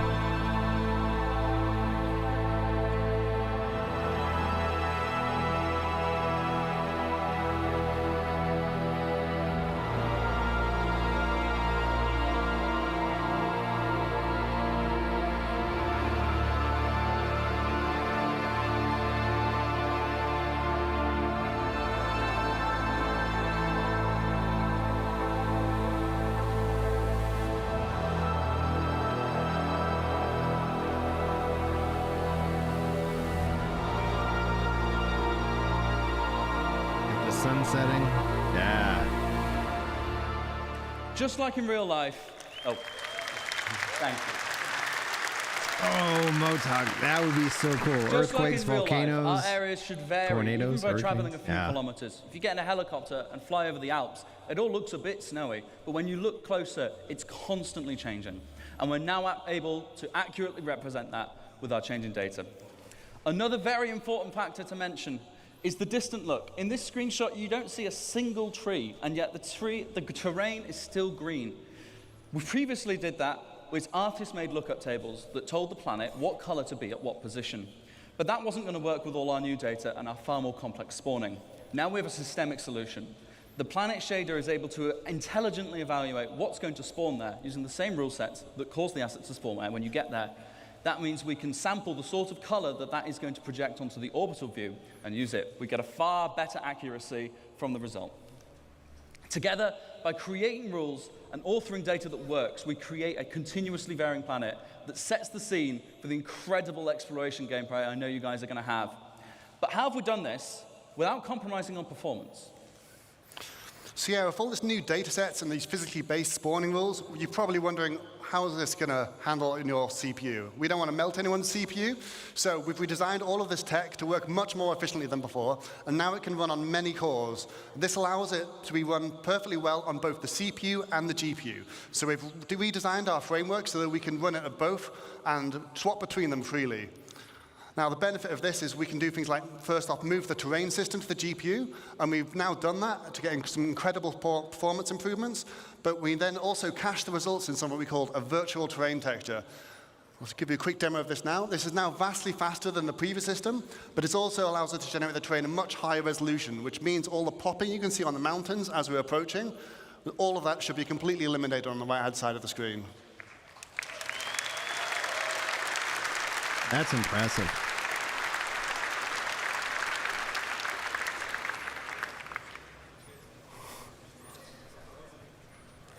With the extra headroom we've gained by making our terrain system more efficient, we've been able to introduce some improvements, including high-resolution ground textures, proper blending between surface types, and of course, better tiling. If you're familiar with any of our planets, we've taken off all the assets so you can see the issue.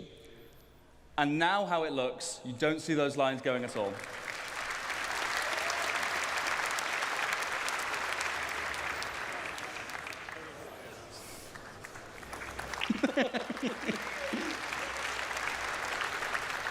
And one more.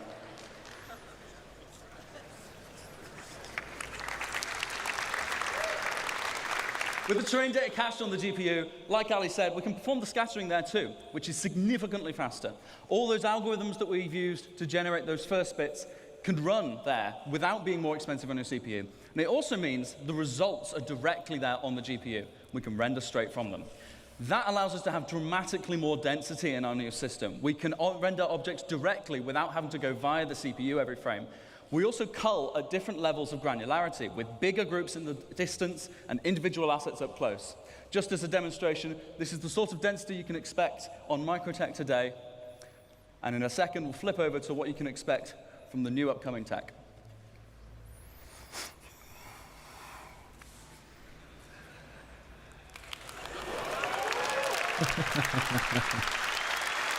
In a second, we're going to turn on the culling groups debug so you can see. These are the groups that will create of those trees and of the terrain. And as we get closer, we shrink them so we're more intelligently rendering what we need without having to assess each tree individually, all the way down to the ground. Yeah, that deserves some applause.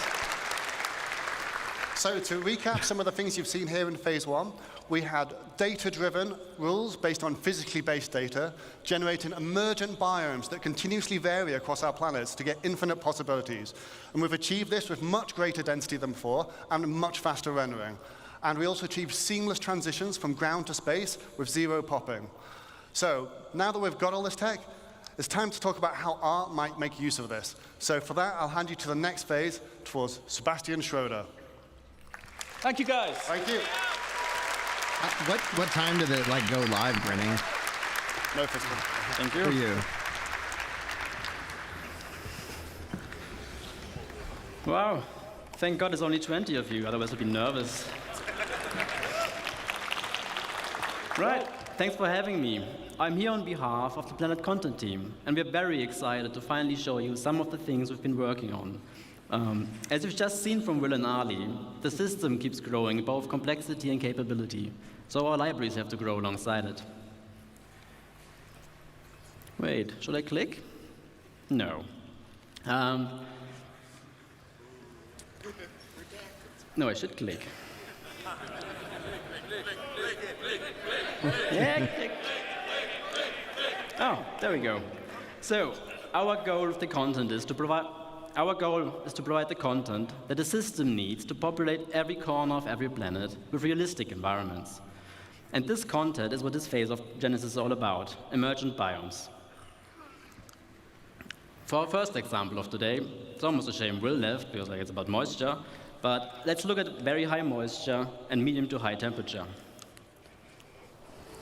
Like fog and stuff. I think we've seen some fog before. But this is great, very swamplands. With some birds flying, I love it. Swamps. Oh, yeah, swamps. There we go.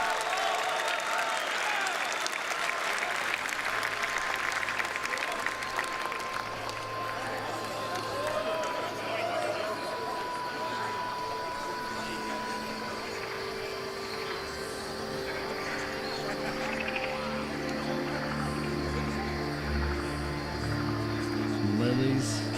Moss growing in the water. Oh, heck yeah, grinding. Okay, cool. Thank you. I was like, I thought we've seen, but you're probably, oh yeah, flying through, having the water. But yeah, that's awesome.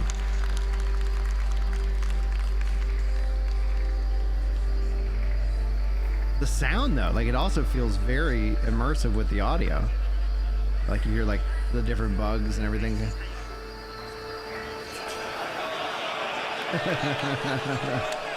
Oh, what a good callback from Star Wars.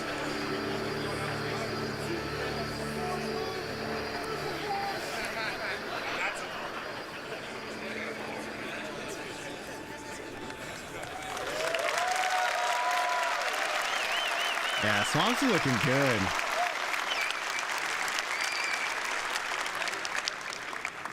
Thanks, that did look really good. So, for swamps, we obviously made vegetation that feels at home in or near water. But before we dive in, allow me to give you a quick primer on our approach to authoring plants. Most species can survive in a fairly wide range of climate conditions, but will only thrive if the conditions are ideal. To support this concept, we author our vegetation assets to describe the full growth cycle of a species. If the conditions aren't ideal, they may not grow to full maturity or look their best, but the species can still exist. So let's have a closer look. For the water's edge, we made plants like this Alternatera and the iris.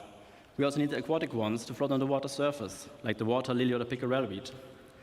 This willow and the one after, a Chinese tallow tree, while comfortable near water, we can also use to replace some of the more aged assets used to seeing elsewhere in the game. The last one, it's taking a bit longer now, but the last one, I'm gonna wait. The last one, you may not see used much in other biomes, but it's a very iconic one for the swamp, the bald cypress.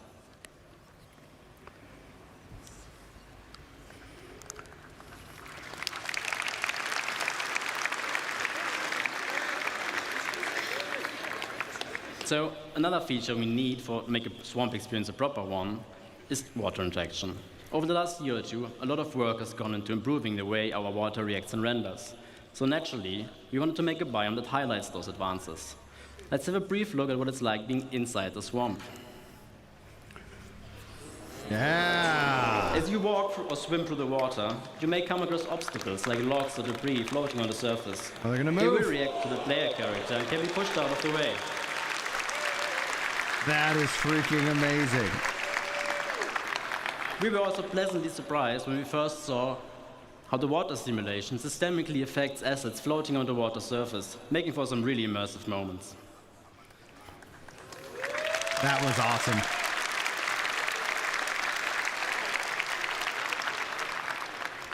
Now, before I get to our second use case of the day, a quick disclaimer. Obviously, all the things you're seeing here today we're still actively working on, but this one in particular, it's a bit early in the process. So let's have a look at extreme object density next. With the data saying we should have high rainfall and sunlight year-round, it's the perfect condition for our next biome to appear. Jungles. Oh, yeah. Woo!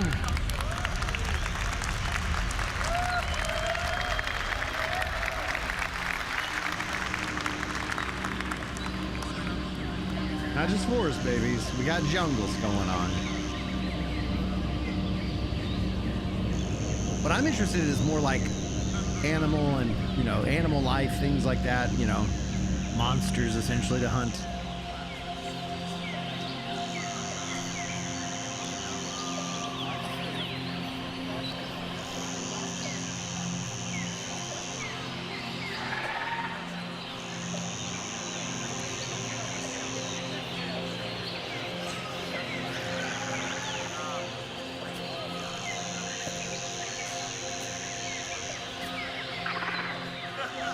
Hey, thanks guys for the 10 likes on the stream.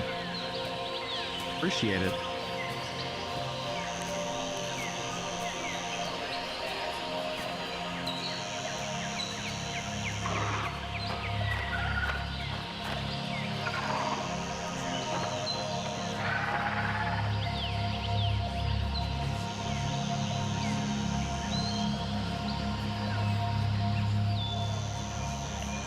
Man, this is awesome, guys.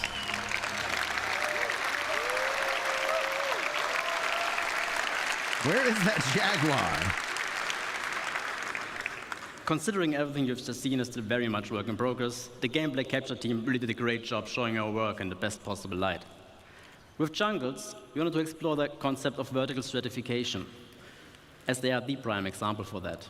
What it means is that you have horizontal layers of microbiomes defined by the species that thrives with the amount of sunlight and rain that still reaches there. The floor, herb and brush layer, we could almost do before, obviously missing the density. But now we also have the option to add variation to the tree layer by dynamically spawning epiphytes like lianas, orchids, or bromeliads, attached to trunks and canopies of other assets. There we go. Oh, good. So they talked about that in the recent Star Citizen Live. Well, we're going to have to start live reacting to that over now that we got the live channel. With this and improved density is what will finally allow us to make convincing jungles. And the best part is, we don't even need a lot of different species to create what we refer to as a canvas of a biome. The idea being that we can vary what kind of forest you're in by adding or replacing the plants that visually stand out the most. Now, to get us started on our stratification, we made EP files like the Epiprenum and the Bromeliad, including a version for your hab. Then obviously you need jungles for, lianas for a jungle. And we also made the Grias, which add character to the herb and tree layer. For tall trees, we decided on a fairly generic rubber tree, as its different growth stages serve as a nice foundation for all height levels. And that's pretty much it, what we need to make a pretty good base for jungle. Yeah. I wonder if there's any more other... Now, for our third and last use case, let's pretend the data indicates regular rainfall and moderate temperatures. This climate would support a lot of different forests, but we also wanted to use this opportunity to explore extreme scale. And they're just really cool.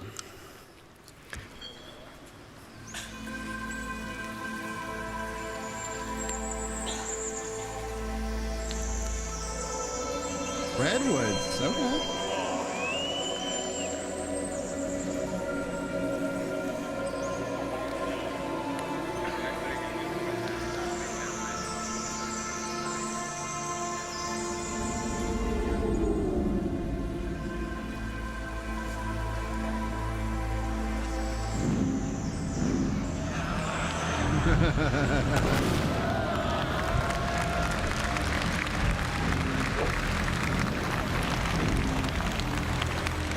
That's cool.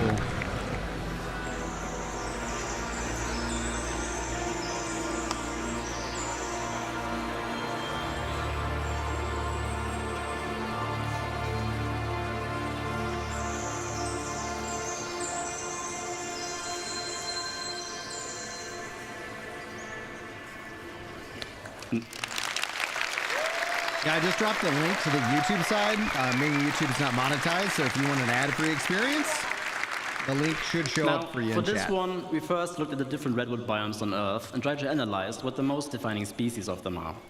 With this understanding, we then decided on the following plants to allow for a fairly universal redwood forest that will easily support variation across continents and planets. A fairly common family of species for the ground levels of all redwoods are ferns, in our case a sword fern. We also made a huckleberry variant to provide some visual density for the shrub layer. To add some Jurassic vibes, we made tree ferns, as they can be found in New Zealand's redwood forests. Hey, all right. The most important Palm one, trees. though, obviously sequoias. And they ended up being one of our most complex sets yet. As it turns out, they can grow to be fairly ridiculous in size.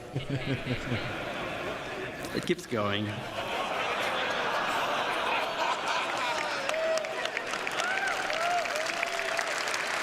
That's awesome. Yeah, it's the whole new Star Wars trilogy. Now, one thing our game's foliage is sorely missing is the ability to properly react to what's happening around it. The goal here is to unify all forces from all sorry for the horrible rhyme.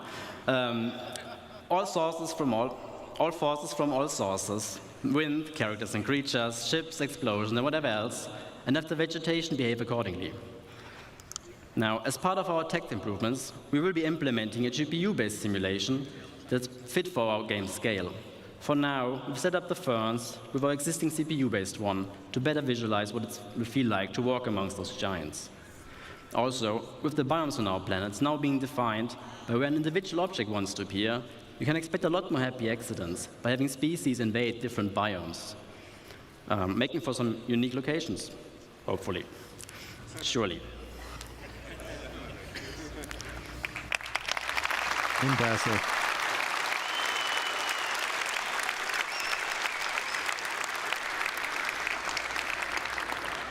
Now, before I get to disappear off stage, I just want to say a big thank you to everybody involved, especially my team in Frankfurt for doing such amazing work and being all around great people. And also to all of you guys. I really hope you have a fantastic Citizencon. This concludes this phase of Genesis, so please welcome Ian to the stage so I can tell you all about the next one.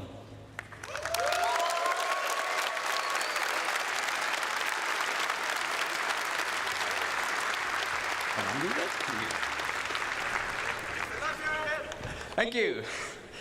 Hello, Citizencon. All right. Those new planets and biomes were pretty, right? There you go. But it's time for phase-free civilization to give you some stuff to do. So, let's talk about location density. We've emulated nature as well as we can to make sure our planets are physically based and realistic, and our biomes are emergent. But it's time to start populating the verse. Because where there's people, there are their lives and the structures they build. So it makes sense that whenever you go and explore these planets, that you find their lives. And what's even more important is that when we make these structures, that they use and they follow the same rules as our biomes, such as the jungles and the swamps. But before we continue, let's first take stock as to where we are now. At the moment in the verse, we have these custom, beautifully made locations, such as Ghost Hollow, we've got our distribution centers, or even just some outposts. And these have all been handcrafted by our designers and artists to hit that benchmark. And they've been working directly on the planet. However, going forward, this doesn't really scale with how we want to go forward with the game. Server meshing is about to arrive, and we're going to have a way higher player count. So those 73 bunkers across Stanton just won't cut it. But in general, it's also pretty barren. There's not much for you to explore and find stuff out there. So there's no exploration gameplay. You haven't really put your character to use for the way that you should. So this means we need to go bigger, which means we need to change our workflow. And with any workflow means we need to first establish a new benchmark. Uh-oh, we're losing it.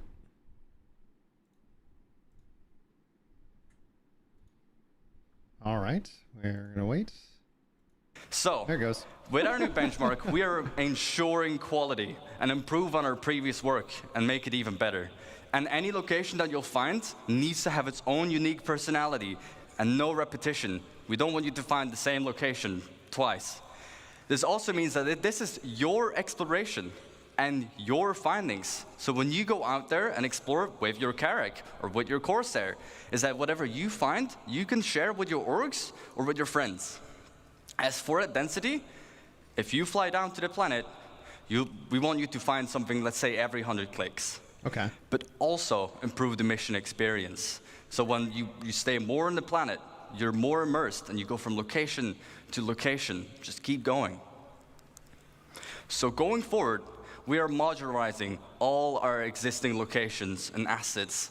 And we're basically making a library of buildings and layouts that we'll be using to no longer work directly on the planet.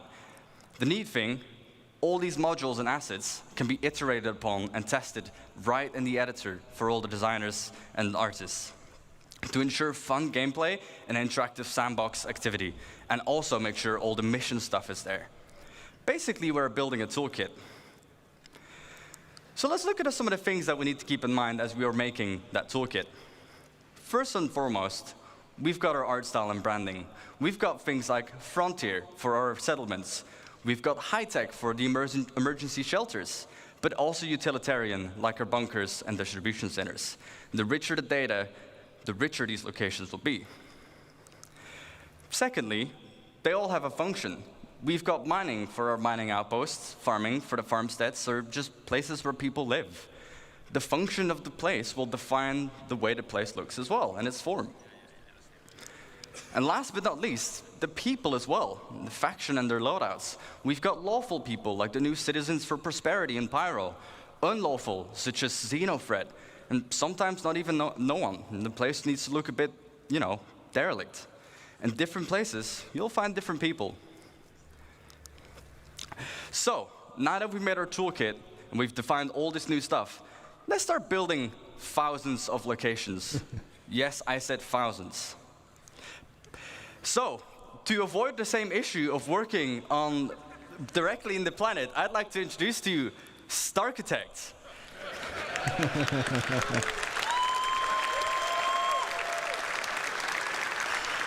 What Starchitect allows us to do is directly on a planetary scale scatter all these new libraries and modules and assets and no longer work directly on the planet. and it uses the same logical rule set as our emergent biomes. And it also gives us full control over the data that we set on these locations. So expect locations in places where they make sense.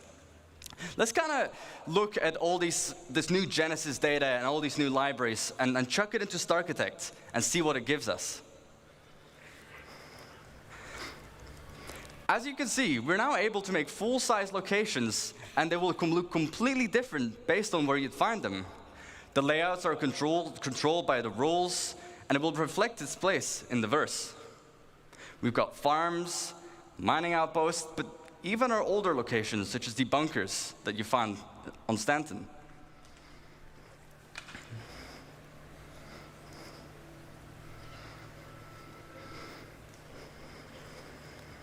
I wonder if they do cities. Or unless cities are just like curated and, you know. So, let's look at an example and kind of use the tool to really, make a location. We can define the rules, as I've mentioned a couple times by now. So for our mining outpost, it wants to be near a resource. We can specify what this resource needs to be. But we can also give it suggestions where sometimes you'd find it here and sometimes you wouldn't. If the location has refineries, it might want to be near water to refine the resources. Then secondly, we can define what buildings should be there. So obviously we need mining buildings, houses for people to live as well, and even power buildings that we can leverage with the resource network. Starchitect will intelligently figure out where to place these and what needs to be at the location. Next up, farms. Its rules, well, temperature. Not every plant can live in every temperature, but the same with soil type. Only certain plants can be in certain grounds. And then we can query the seed map to determine what plants you would find there. What are the harvestables? As for the targets, again, farm buildings, obviously, power buildings, houses, but even animals, such as our beloved quasi-grazers. And last but not least, derelict ships. We've got these all over the place currently. Rules, well, they'd be close to an anti-air because I would be shot down. But even in harsh flight conditions, such as mountains or low visibility, you'd probably most commonly find them.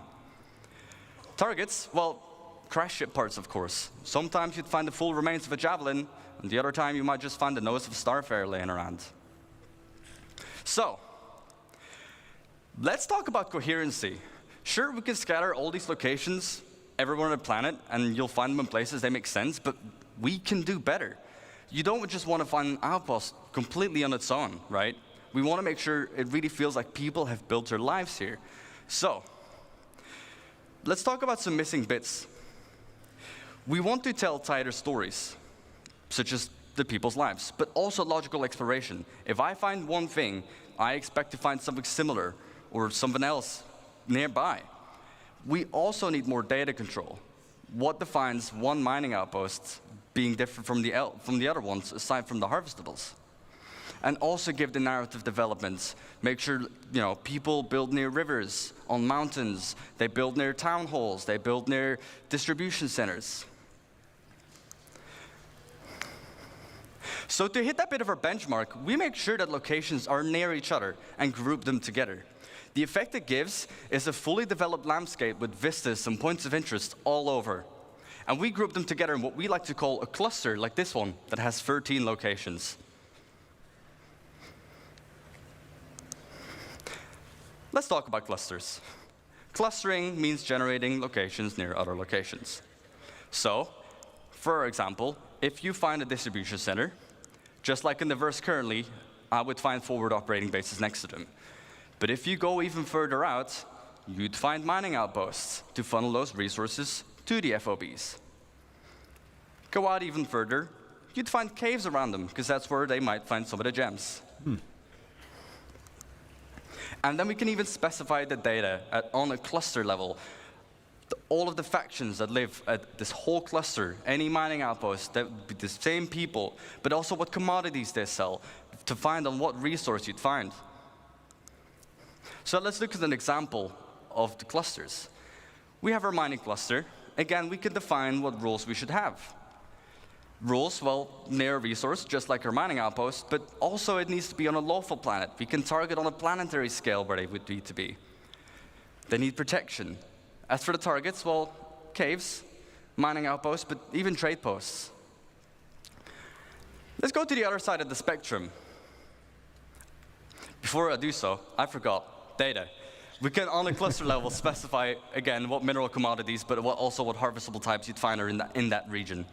Now let's look at the other side of the spectrum, an unlawful cluster. What rules? Well, they need to be far away from any other cluster, because they want to be isolated and do their evil deeds on their own. And also on an unlawful planet, such as somewhere in the Pyros system. For the targets, outlaw outposts, crash ships, because they would shoot them down, and also ruins from just places they just completely overrun. The data on this one, you'd find specific loadouts, and they'll be using weapons that you wouldn't find in any other legal system. And these weapons will be sold at the shops in these regions. So, now that we have a cluster, let's go even bigger. Just like our locations, we can put clusters near other clusters, and we group them together,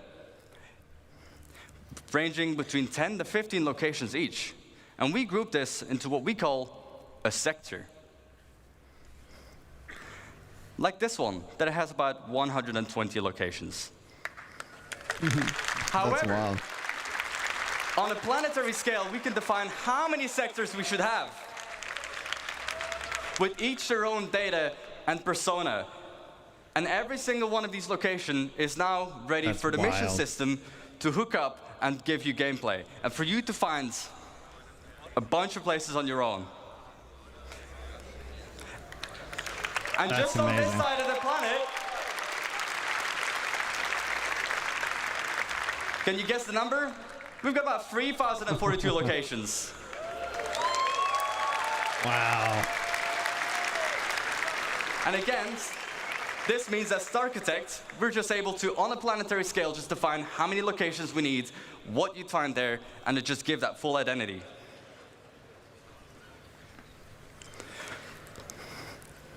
Thank you for listening. And I won't just see you in the verse, but I'll see you in a denser verse. That's awesome. However, this was only the first phase of civilization. Let me introduce you to the stage, the person who will introduce life at these locations, Francesco Raccucci. Yay, life.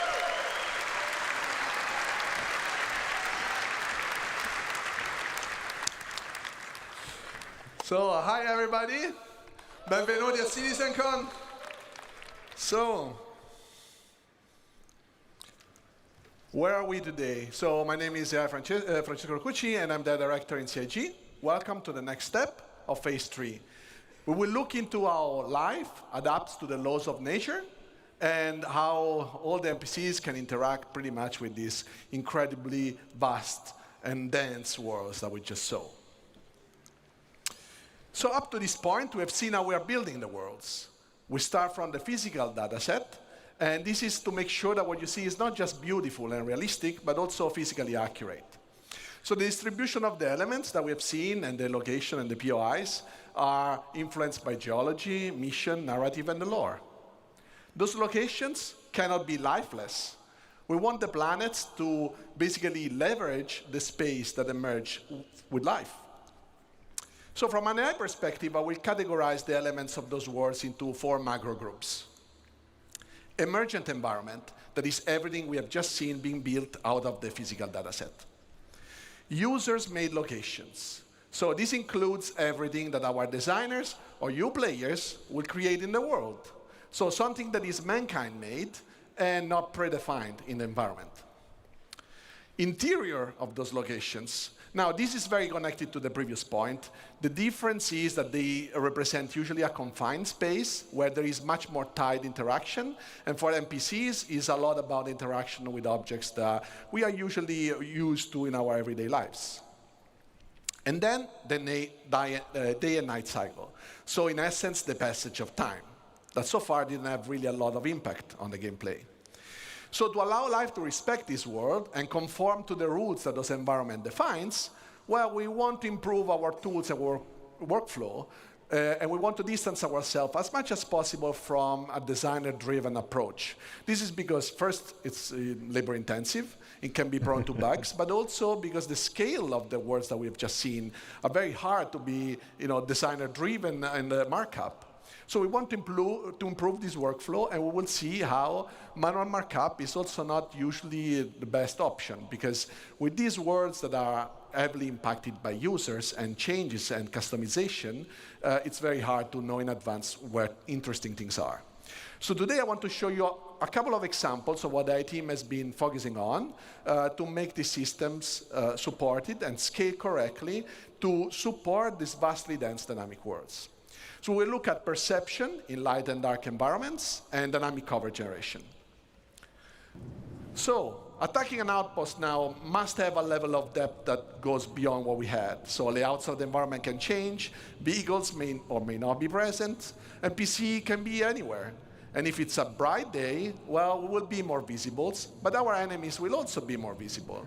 And if you choose to attack at nighttime, well, we'll attack in shadows. During darkness, it's going to be a bit harder to see our enemies, but we will also be harder to be spotted.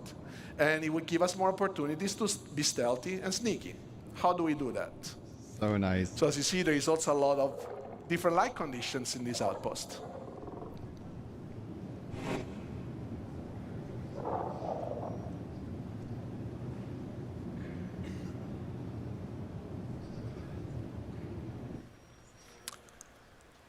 So in this scenario, we will start look at how perception is impacted by the day and night cycle. On the planetary surface, as we've seen in the outpost, natural and artificial lights are the two elements that will impact vision. And knowing that, you can use this to leverage your gameplay style to exploit basically all the environment. So what is perception? On the NPC level is the combination of data that we collect out of the senses. And vision is one of the senses and just tries to, in a way, simulates the human side ability. So designers can already tweak the perception in different ways. And one way is defining how quickly NPCs can understand what they're seeing. And the light condition have a direct impact, how quickly an NPC will fully understand, for example, if there is an hostile in front of them. And obviously, there is condition of light that designers can control, and some others, like the day-night cycle, that they can't. So in this video, we'll see two main elements. The dog. The graph on the top left and the two colorful cones. The graph on the left basically represents the current light level the NPC is in, and the current multiplier this light level generates to speed up or slow down the NPC perception and understanding. The two cones instead represents the primary and secondary FOV. The red color means that if you stand in that location, it will result in NPC reacting the slowest to you, and the green color instead represents the quickest response. So during the night, NPC will have a hard time to understand and foresee and see things, but if they have flashlights on their helmets, they can turn it on, and this will impact their primary FOV, making still the peripheral vision a bit more uncertain. Fascinating. And as you see here, first of all, the NPC is patrolling with his domesticated friendly copion. This is because he wants to exploit the vision, the night vision capabilities of the animal, and it's kind of our tier 0 pets. No way. So we'll now look at the cover system. That is the next dynamic things that I want to show you. So when we introduced planetary navigation mesh the first time, our goal was really to create a systems that would support and process the environment in a very dynamic way. Our planets are just way too big to statically export them and process them, first of all. And then their regions only exist when somebody's there and the NPCs are there. So essentially, environment has its purpose only when life exists. Also, let's keep in mind that even if we could export dynamically and statically those planets, so processing dynamically all a static version of the planet, this would be, first of all, wasteful and on the memory side and time-consuming. And also because we have a lot of runtime modification of the terrain, this would require us to still reparse it at runtime, and pretty much that will be almost all the time. So to generate the cover data, we want to leverage the navigation mesh system. And what we do is, as you see here, the blue polygons are basically where NPCs can walk, and the green ones are what we call cover surfaces, that are our simple representation of the environment, what NPC uses to understand if they can hide behind something and if they can shoot from some positions. So up to now, we have an approach where designer would be a designer-driven approach. Designer can define in the locations where cover was interesting. They could mark it up, either the location itself or prefabs. And then with a special entity that would just sample dynamically the environment, but would still be designer-driven. This is obviously a good approach it's also a standard approach in gaming industry. But what about all those organic and inorganic elements that get scattered with a new system? Like if designers want to iterate on these ones, for example, and they want to change the physical data sets, those scattering tools will just change completely the layout. And what we want is that designers can do this change without being afraid of doing it because the gameplay was, predefined and controlled. And now they can just make something beautiful, but also fun. Besides that, yes, we did have a prefab approach where you can build stuff out of small building blocks. This is obviously a good approach because it's, in a way, you can build stuff out of smaller version, but this creates a lot of unnecessary data. Imagine a crate, and we can say that the crate can generate cover. Now we stack 100 crates, and what happens? That we have a lot of data to generate cover that we have to process, throw away. This would just waste CPU cycles for nothing. This is why, until now, you also couldn't find an NPC in a forest like this one and see them hiding behind a tree or a rock. So enabling the dynamic generation of covers on the planet allows us to exploit all the elements of the environment. I like how I slid. Whenever navigation mesh generates, NPC can now have a chance to fight with you hiding behind available elements. Boulders, rock, walls, and are all useful elements right now. However, we don't have to limit ourselves to static geometries, but also vehicles can be used for cover. And as you can see, this is dynamically generating while the vehicle moves. So be careful where you park your Ursa, because now it can become a source of danger for you as well. Last but not least, these systems can be just used on all the different type of navigation mesh we have, so not on the planet, but also, for example, the interiors and everything you guys construct. Because obviously, you guys will build your own locations, but you don't really mark up stuff, or you don't want to decide that, because that's going to come automatically out of the system. So I want to show you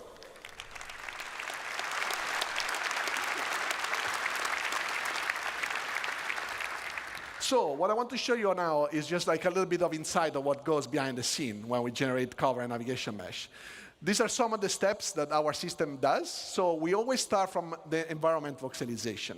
What that means is we process the geometry, the physical representation of the geometries, that is a little bit simpler than usually the render mesh, and we construct it in a voxelized approach. This is also using different types of agent definition. Why so? Because obviously where a human can move is not the same as where a vehicle can move. So we can define different type of precisions and then speeding up the process where we have to, or be more precise where we cannot be to. And we can also create overrides based on different things. For example, if you crouch, you can enter into smaller locations than where you stand. This process is basically common between navigation mesh and cover. After that is generated, then we can evaluate the voxel in different ways. For example, defining where we can walk. So can we make the step with our foot over a specific voxel? Or is there something in front of that hole in the nav mesh so that we can actually cover behind? And then we can basically decide where to generate cover surfaces. And after the cover surfaces are generated, we can process where the cover locations are. Cover locations are a good spot for NPC to be behind the cover. So what we see here is that with the introduction of Maelstrom last year, obviously we knew this would revolutionize how you guys are playing. And we did have to find a solution to handle all the destruction you get to do. So you would destroy so much stuff in this world that we had to find a solution, right? So this is why we approach the cover generation navigation mesh as it is, because there is just no way for us to predict anything that you're doing, and we want just Maelstrom to be another trigger for word evaluation. So as you see, this is all dynamically generating. That's so awesome. And destroying anything just makes the word be reevaluated. So as you see here, we can have also lots of rules. So you can see man. Here, but when things break, first they invalidate, and then when they rest, for example, we can decide when is a good moment to regenerate so that we also don't waste too much CPU cycles. The color that you see is mostly cover quality. So you see the light green is high cover, the dark green is low cover, and then we have the red that we introduced some time ago that is basically not really good cover, but if there is nothing better, well, it's better to be behind something than being in open space. So let's just recap. What we want to do is finding a plan and having a good plan to approach life in this vast universe. What we want is the life to be able to systemically evaluate all the dynamic environments that is generated. We want to improve our workflow, not only to support designers and being faster, but also support all your guys' creations. So we want the life to adapt, and this is all for making the game fun for you, so that everything comes together.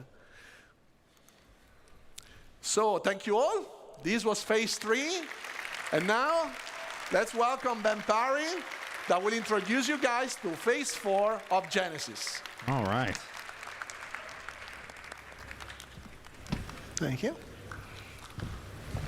Hello, Citizencon. What's going on? Sorry, someone's changed my lines. Welcome to phase 4, light and sound. Now, we've seen already automated systems for automatically placing different biomes, different vegetation, settlements, and people. So now we're going to take the same approach to automatically handling light itself. First of all, why is this important? Well, it's not always obvious, especially when they do their jobs as well as they do. But there's an incredible amount of attention from the lighting artist that goes into all of the locations that we have in the game. Besides just marking up the reflection probe areas, they also manage the visuals really carefully, adding fill lights, approximating bounce lights off ground and up into ceilings and dark corners where there aren't any direct lights pointing, really. And the problem is, not only does this take a lot of time and really constrain the style that they're using, it's simply not possible. If you've got a planet full of forests and, 3,000 and something placed locations, you're going to be exploring places that no artist has ever visited. No, they've not looked at, and they're certainly not going to be able to have tweaked it for you. So we need something that works completely hands-off. And natural outdoor scenes are especially problematic for us. Indoors, you can put a lot of little lights around pointing from different directions, and you can probably justify it. Outdoors, you've got the sun, and you've got the sky. And if you're behind a tree, you've got the sky. And so you need that skylight to vary. Now,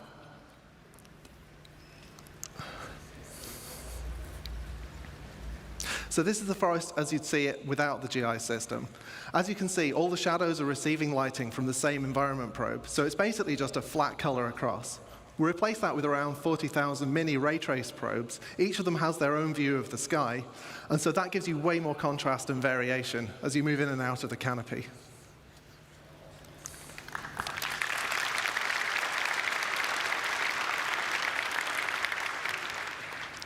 Now, there are a couple of other pieces of the puzzle that we've been working on over the last year. Now, the first is, well, all the stuff that you can't stick 40,000 mini probes onto. Anything that doesn't have an opaque surface, we can't really know where it is on the screen and track it from frame to frame. But if we don't do anything, it's going to stick out like a sore thumb. We've got fog, we've got particles, we've got the other little things, I don't know what they are. And so we need something to do with those.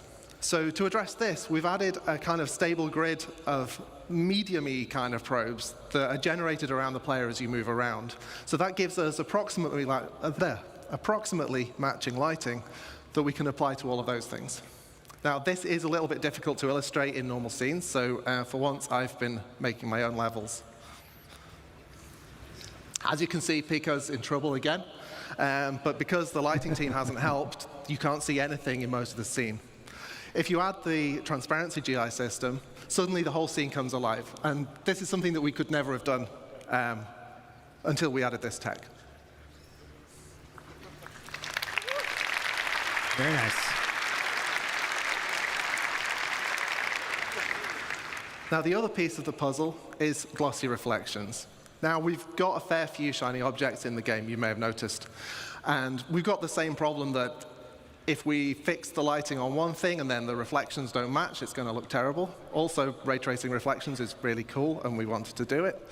And the challenge here, though, is that the ray traced reflections you're going to do, they're not just mirrors. Like, we've got a whole range of objects in the game, from like a scuffed hull panel all the way up to chrome polished pipes. And we want the same system to apply globally across that. So I'm going to do an uncomfortably short breakdown on what this tech looks like and how that comes together. So here's what we need to beat. Now, obviously, it reads as shiny, but there's this kind of fakeness to it. It kind of looks a bit like it's flying. So let's see what the ray tracing looks like. Yeah, it's really noisy and horrible. We need to clean it up. So what we do is we let pixels share their data in space, and then also in time to clear up the final image. And then we let the game's normal anti-aliasing just kind of clean up the last stuff and carry us over the finish line. And that's how you make a chrome penguin. Very cool.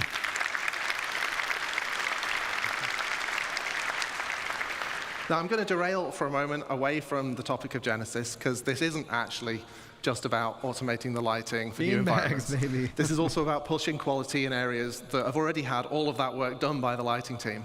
We're freeing the artists up to light more naturally, allowing the time of day shifts to be embraced rather than fighting against them. And as I'm about to show, players and NPCs are going to reap the same benefits as well. So here we start adding natural areas of light and shade and warm and cool colors.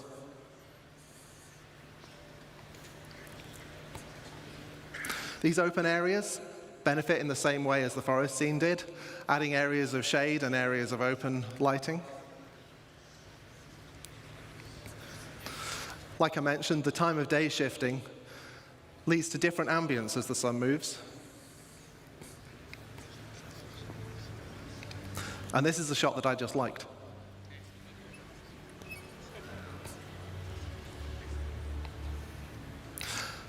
Finally, let's see how the new GI system can brighten up your character's day.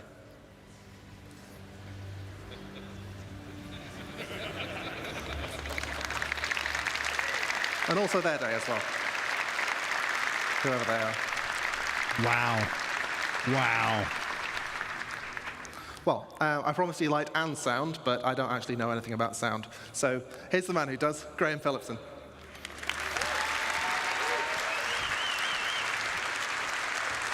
Now. Good afternoon, Citizencon. I've been at CIGE nearly 10 years, and this is the first time I've done this. Very exciting for me. So, do you want to make some noise?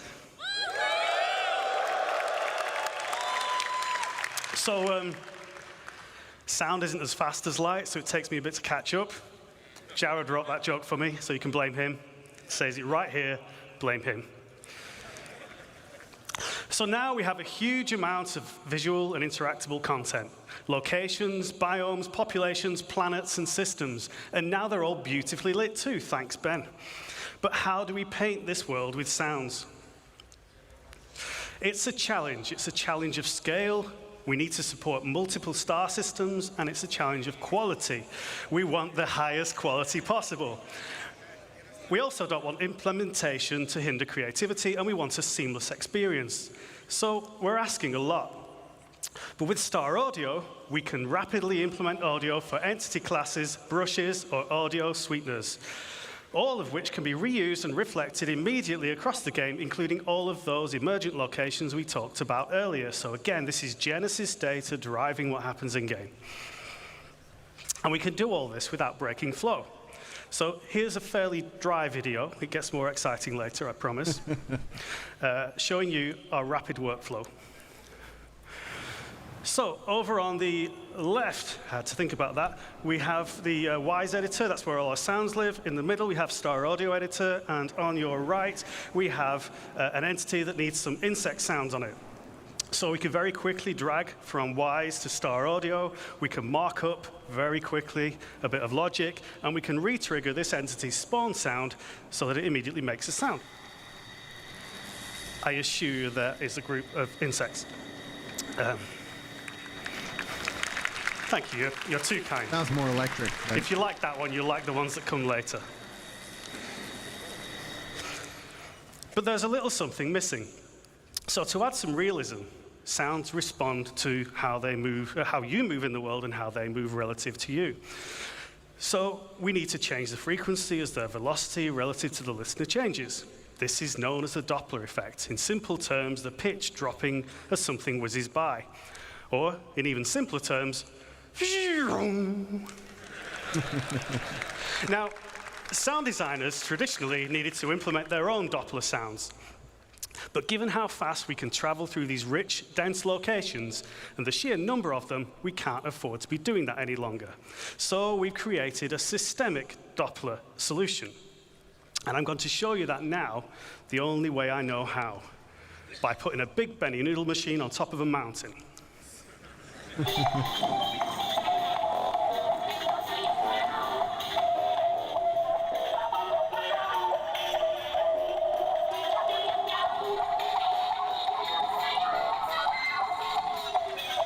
So you can hear the pitch and tempo changing as we move relative to the Benny noodle machine, and this is all fully systemic, no special treatment for this sound.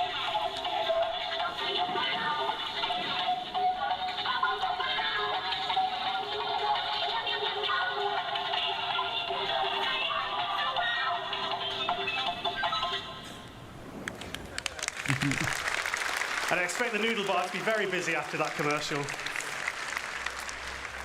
So, how does it work? Well, the listener is surrounded by variable time delay buffering, not the horrible kind of buffering you get on the internet. This is a really nice kind that helps the game sound good.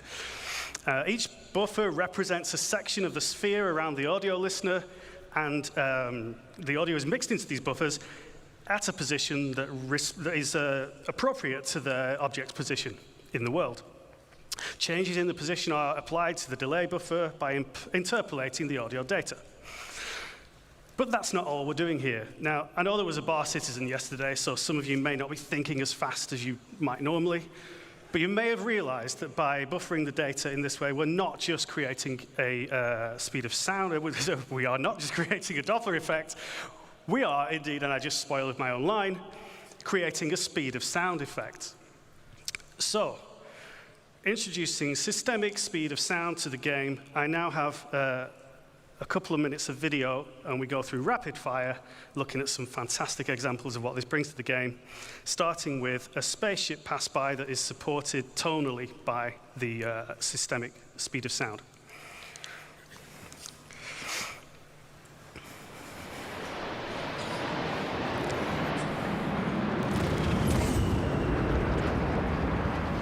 That's some awesome sound design. Okay, sounds cool. What about weapon fire? So let's bring in a sniper and, unfortunately for the sensitive of heart, a Pico. We're going to hear this first from the perspective of both with no speed of sound effect.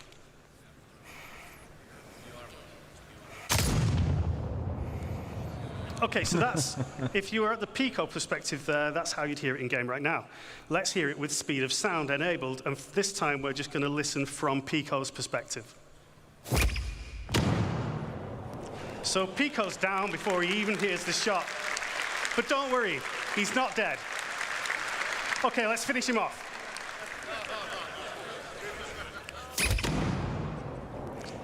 Now he's dead. And as the voice of Pip's Power Up, I need to get some proper placement in. So there's one more example for you. Now finally, oh, not finally, we have ship weapons, so listen to the fire rate as the ship approaches the camera here, giving you a bit of a sense of threat.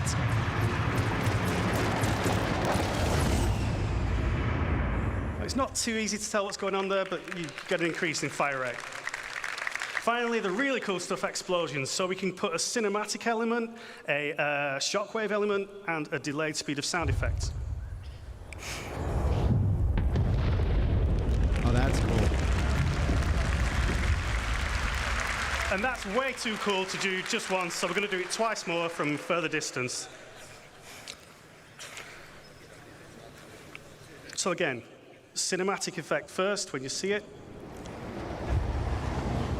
Shockwave,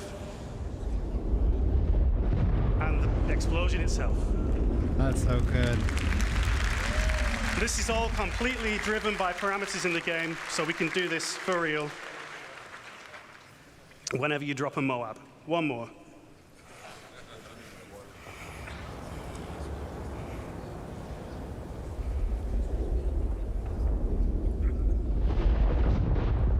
Yeah.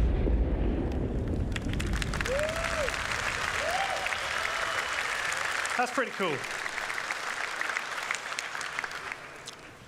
So the speed of sound simulation gives you a better sense of distance, it improves the sense of speed, and it supports those amazing cinematic moments. So, in summary, we're trying to make the game more immersive and respond to all this Genesis data and make it feel more real. And that's not all we can do. We can make sounds respond differently to changes in atmospheric pressure and resultant changes in temperature. So, for example, the sound will travel faster in extremely hot, high-pressure environments. We really look forward to getting this in-game for you and getting you enjoying it at home. Now, that's all from Phase 4 of the Genesis cycle, Light and Sound. So I'm going to hand you back to the amazing Ben and Ali to bring us home with the final phase. Phase 5.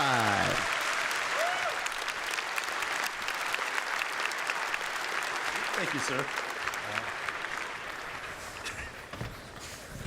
So, as Graham says, this is going to be the final phase of Genesis, and it's called Nature's Wrath. Nature's Wrath. And this is where we're going to bring the very planet itself to life. So, first off, let's start talking clouds. So clouds have got an atmosphere, have got to be one of my favorite visual features of our game, and they're truly awesome, but they're also completely static. Nothing has changed with them.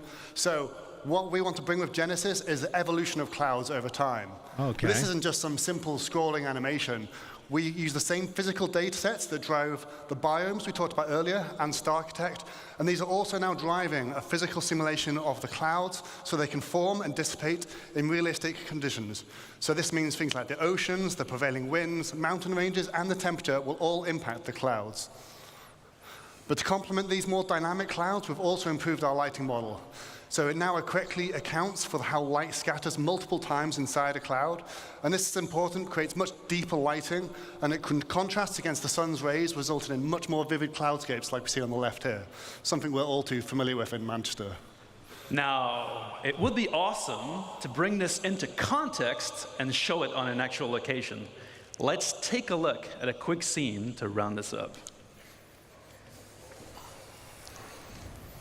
It's a nice day on the surface, but something's different. The clouds are moving, but they're not just moving, they're forming naturally in changing shape.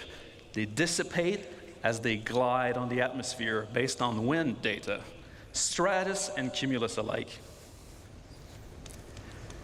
Now we start seeing the new cloud shading model come into play. We are seeing enhanced occlusion beneath the cover, emphasizing the sunbeams, how it interact with the clouds, and seeing the light shafts peer through the layers.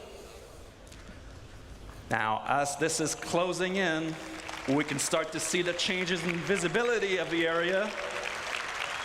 Light precipitation is starting. Previously, we authored static cloud shapes, but no longer.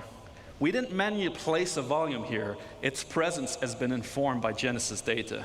Oh, and it's not just a cloud volume. It's a weather front. Yeah. Now we're trying to see the wind picking up. Terrain and rocks are getting wet. Vegetation, grass, and the overall environment are responding to the weather. The system is changing the world around us. We can see puddles being formed dynamically in the dirt, properly responding to light, reflections, and rain droplets. Making it getting really ominous and loud in here. I can feel the danger. I think we should let this play out in the game.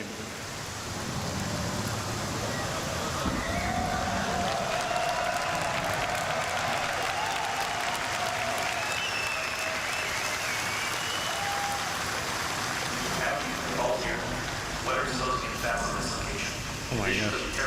Severe items. We need to leave now. Get back here.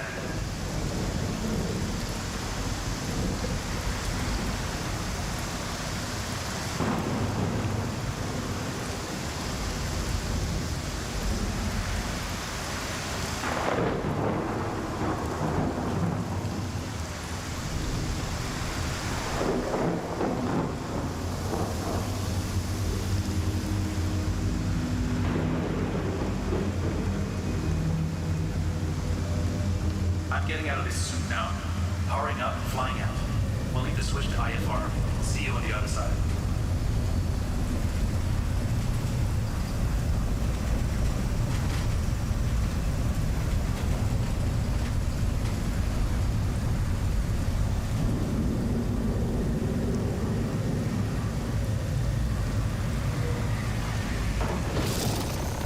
Oh wow, it hit the building with lightning.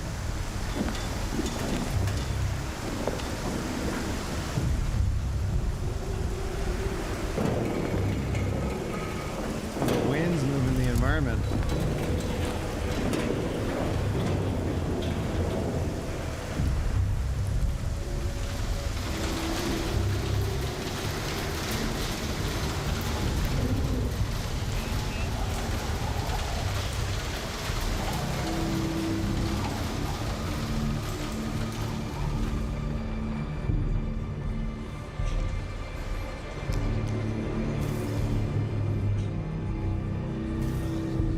Yeah, the rain, dude. I love a good rain day nap.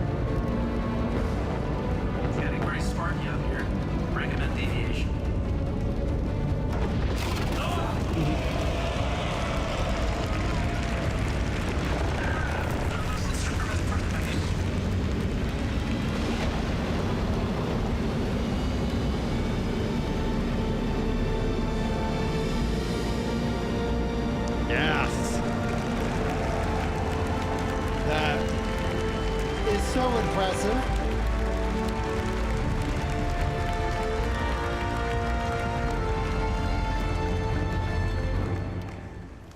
Wow. That's so impressive. Wow. Man, that's what we call the Falco maneuver, to get out of there. Ali, please break this down for us. What did we just see? Yeah, so that was a combination of lots of tech we just saw that all combined together to make a really great cohesive experience. So we started with the cloud simulation, which wasn't really a cloud simulation, it's a weather simulation. The rain will appear not at random, but it's based on physically plausible conditions, so you have real weather fronts evolving across your planet all the time. We have a host of visual effects, like the rain, and then you have the atmospheric scattering that you get under the columns of rain. We had the puddles and the splashes and all of this type of visual effects. We saw the wind developing over time, and that introduced turbulence to the flight model, making flight very challenging. And then, of course, we saw the lightning, which plays havoc with your instrumentation, but direct strikes will damage your ship, and of course, some storms will be dangerous enough to be fatal, as Ben's unlucky Aurora just found out. And these storms will sometimes be short-lived and localized, but others will be larger and potentially permanent on some planets. And this is going to restrict access via flight. I mean, players will be forced to resort to ground vehicles or even foot. And this is all going to be dynamic, meaning that you might find yourself trapped in some really unexpected situations. So we really can't wait to use all these mechanics to open up many new gameplay opportunities for All in the Verse soon.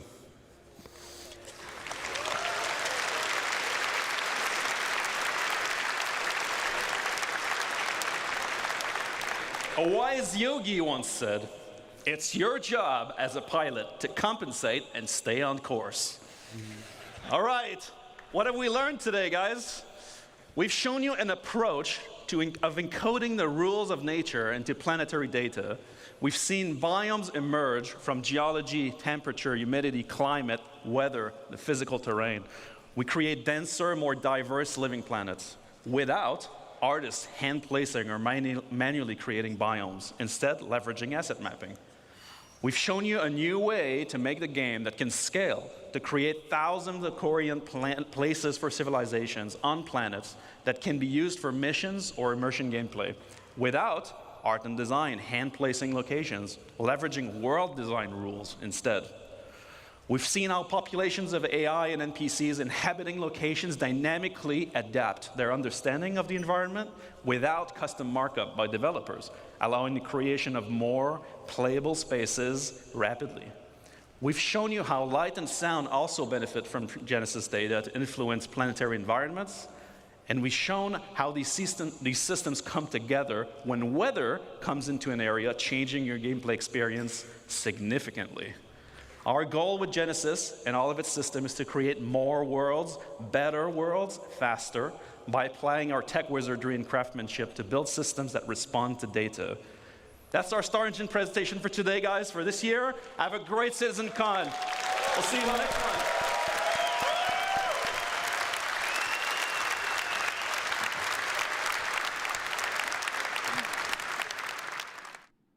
All right, that was phenomenal.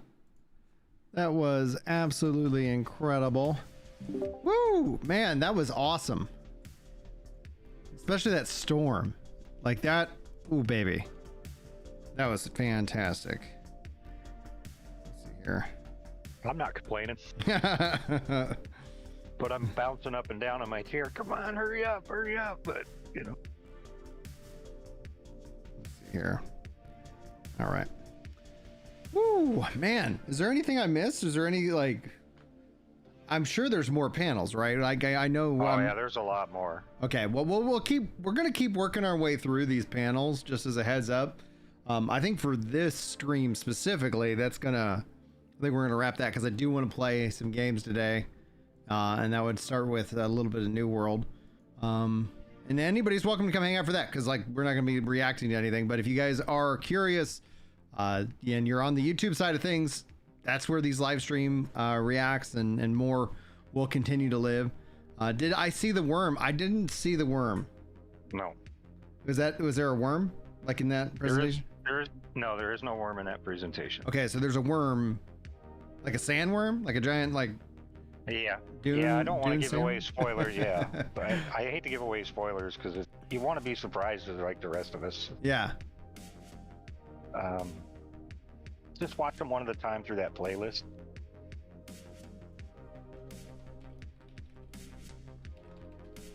Okay, cool. Let's see here. And then, so you sent me the Brave New World. So what would be the next thing that we should watch and stuff? Well, now that link I sent you should have. Oh, it's a playlist.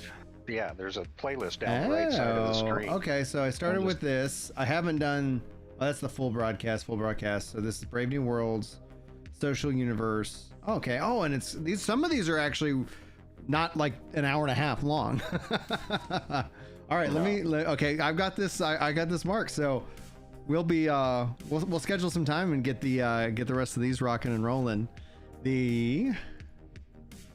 Meantime, let me get this link for anybody who wants it. I think on the Twitch side, it will be down for just a second. But on the YouTube side, we're going to toss it up over into here. It does not let me do the redirect because I don't have enough subs on the channel yet. And it's interesting to see how they roll out features on YouTube. Let's see here. Let me make sure I'm not crazy. Yeah, no, it says live redirects. It says live reactions. That's a new setting. Interesting. Okay. Yeah, I don't have redirect yet, but it says live reactions. So maybe people can live react to this. Man, what if that's a literal setting? Hold on. Sorry. Give me 1 second, guys. Let's see here. I'm going to see if that's on my other channels or if that's something new that they're testing for people who don't want their content to be reacted to.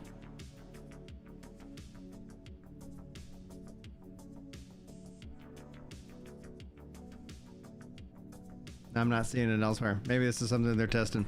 All right, let's see here. Switch account, MMOs. Oh, dude, yeah, they've been adding a lot of new stuff on the YouTube side of things.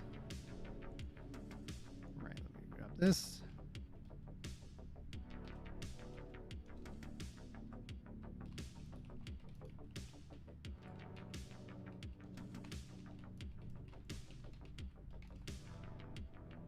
All right, cool.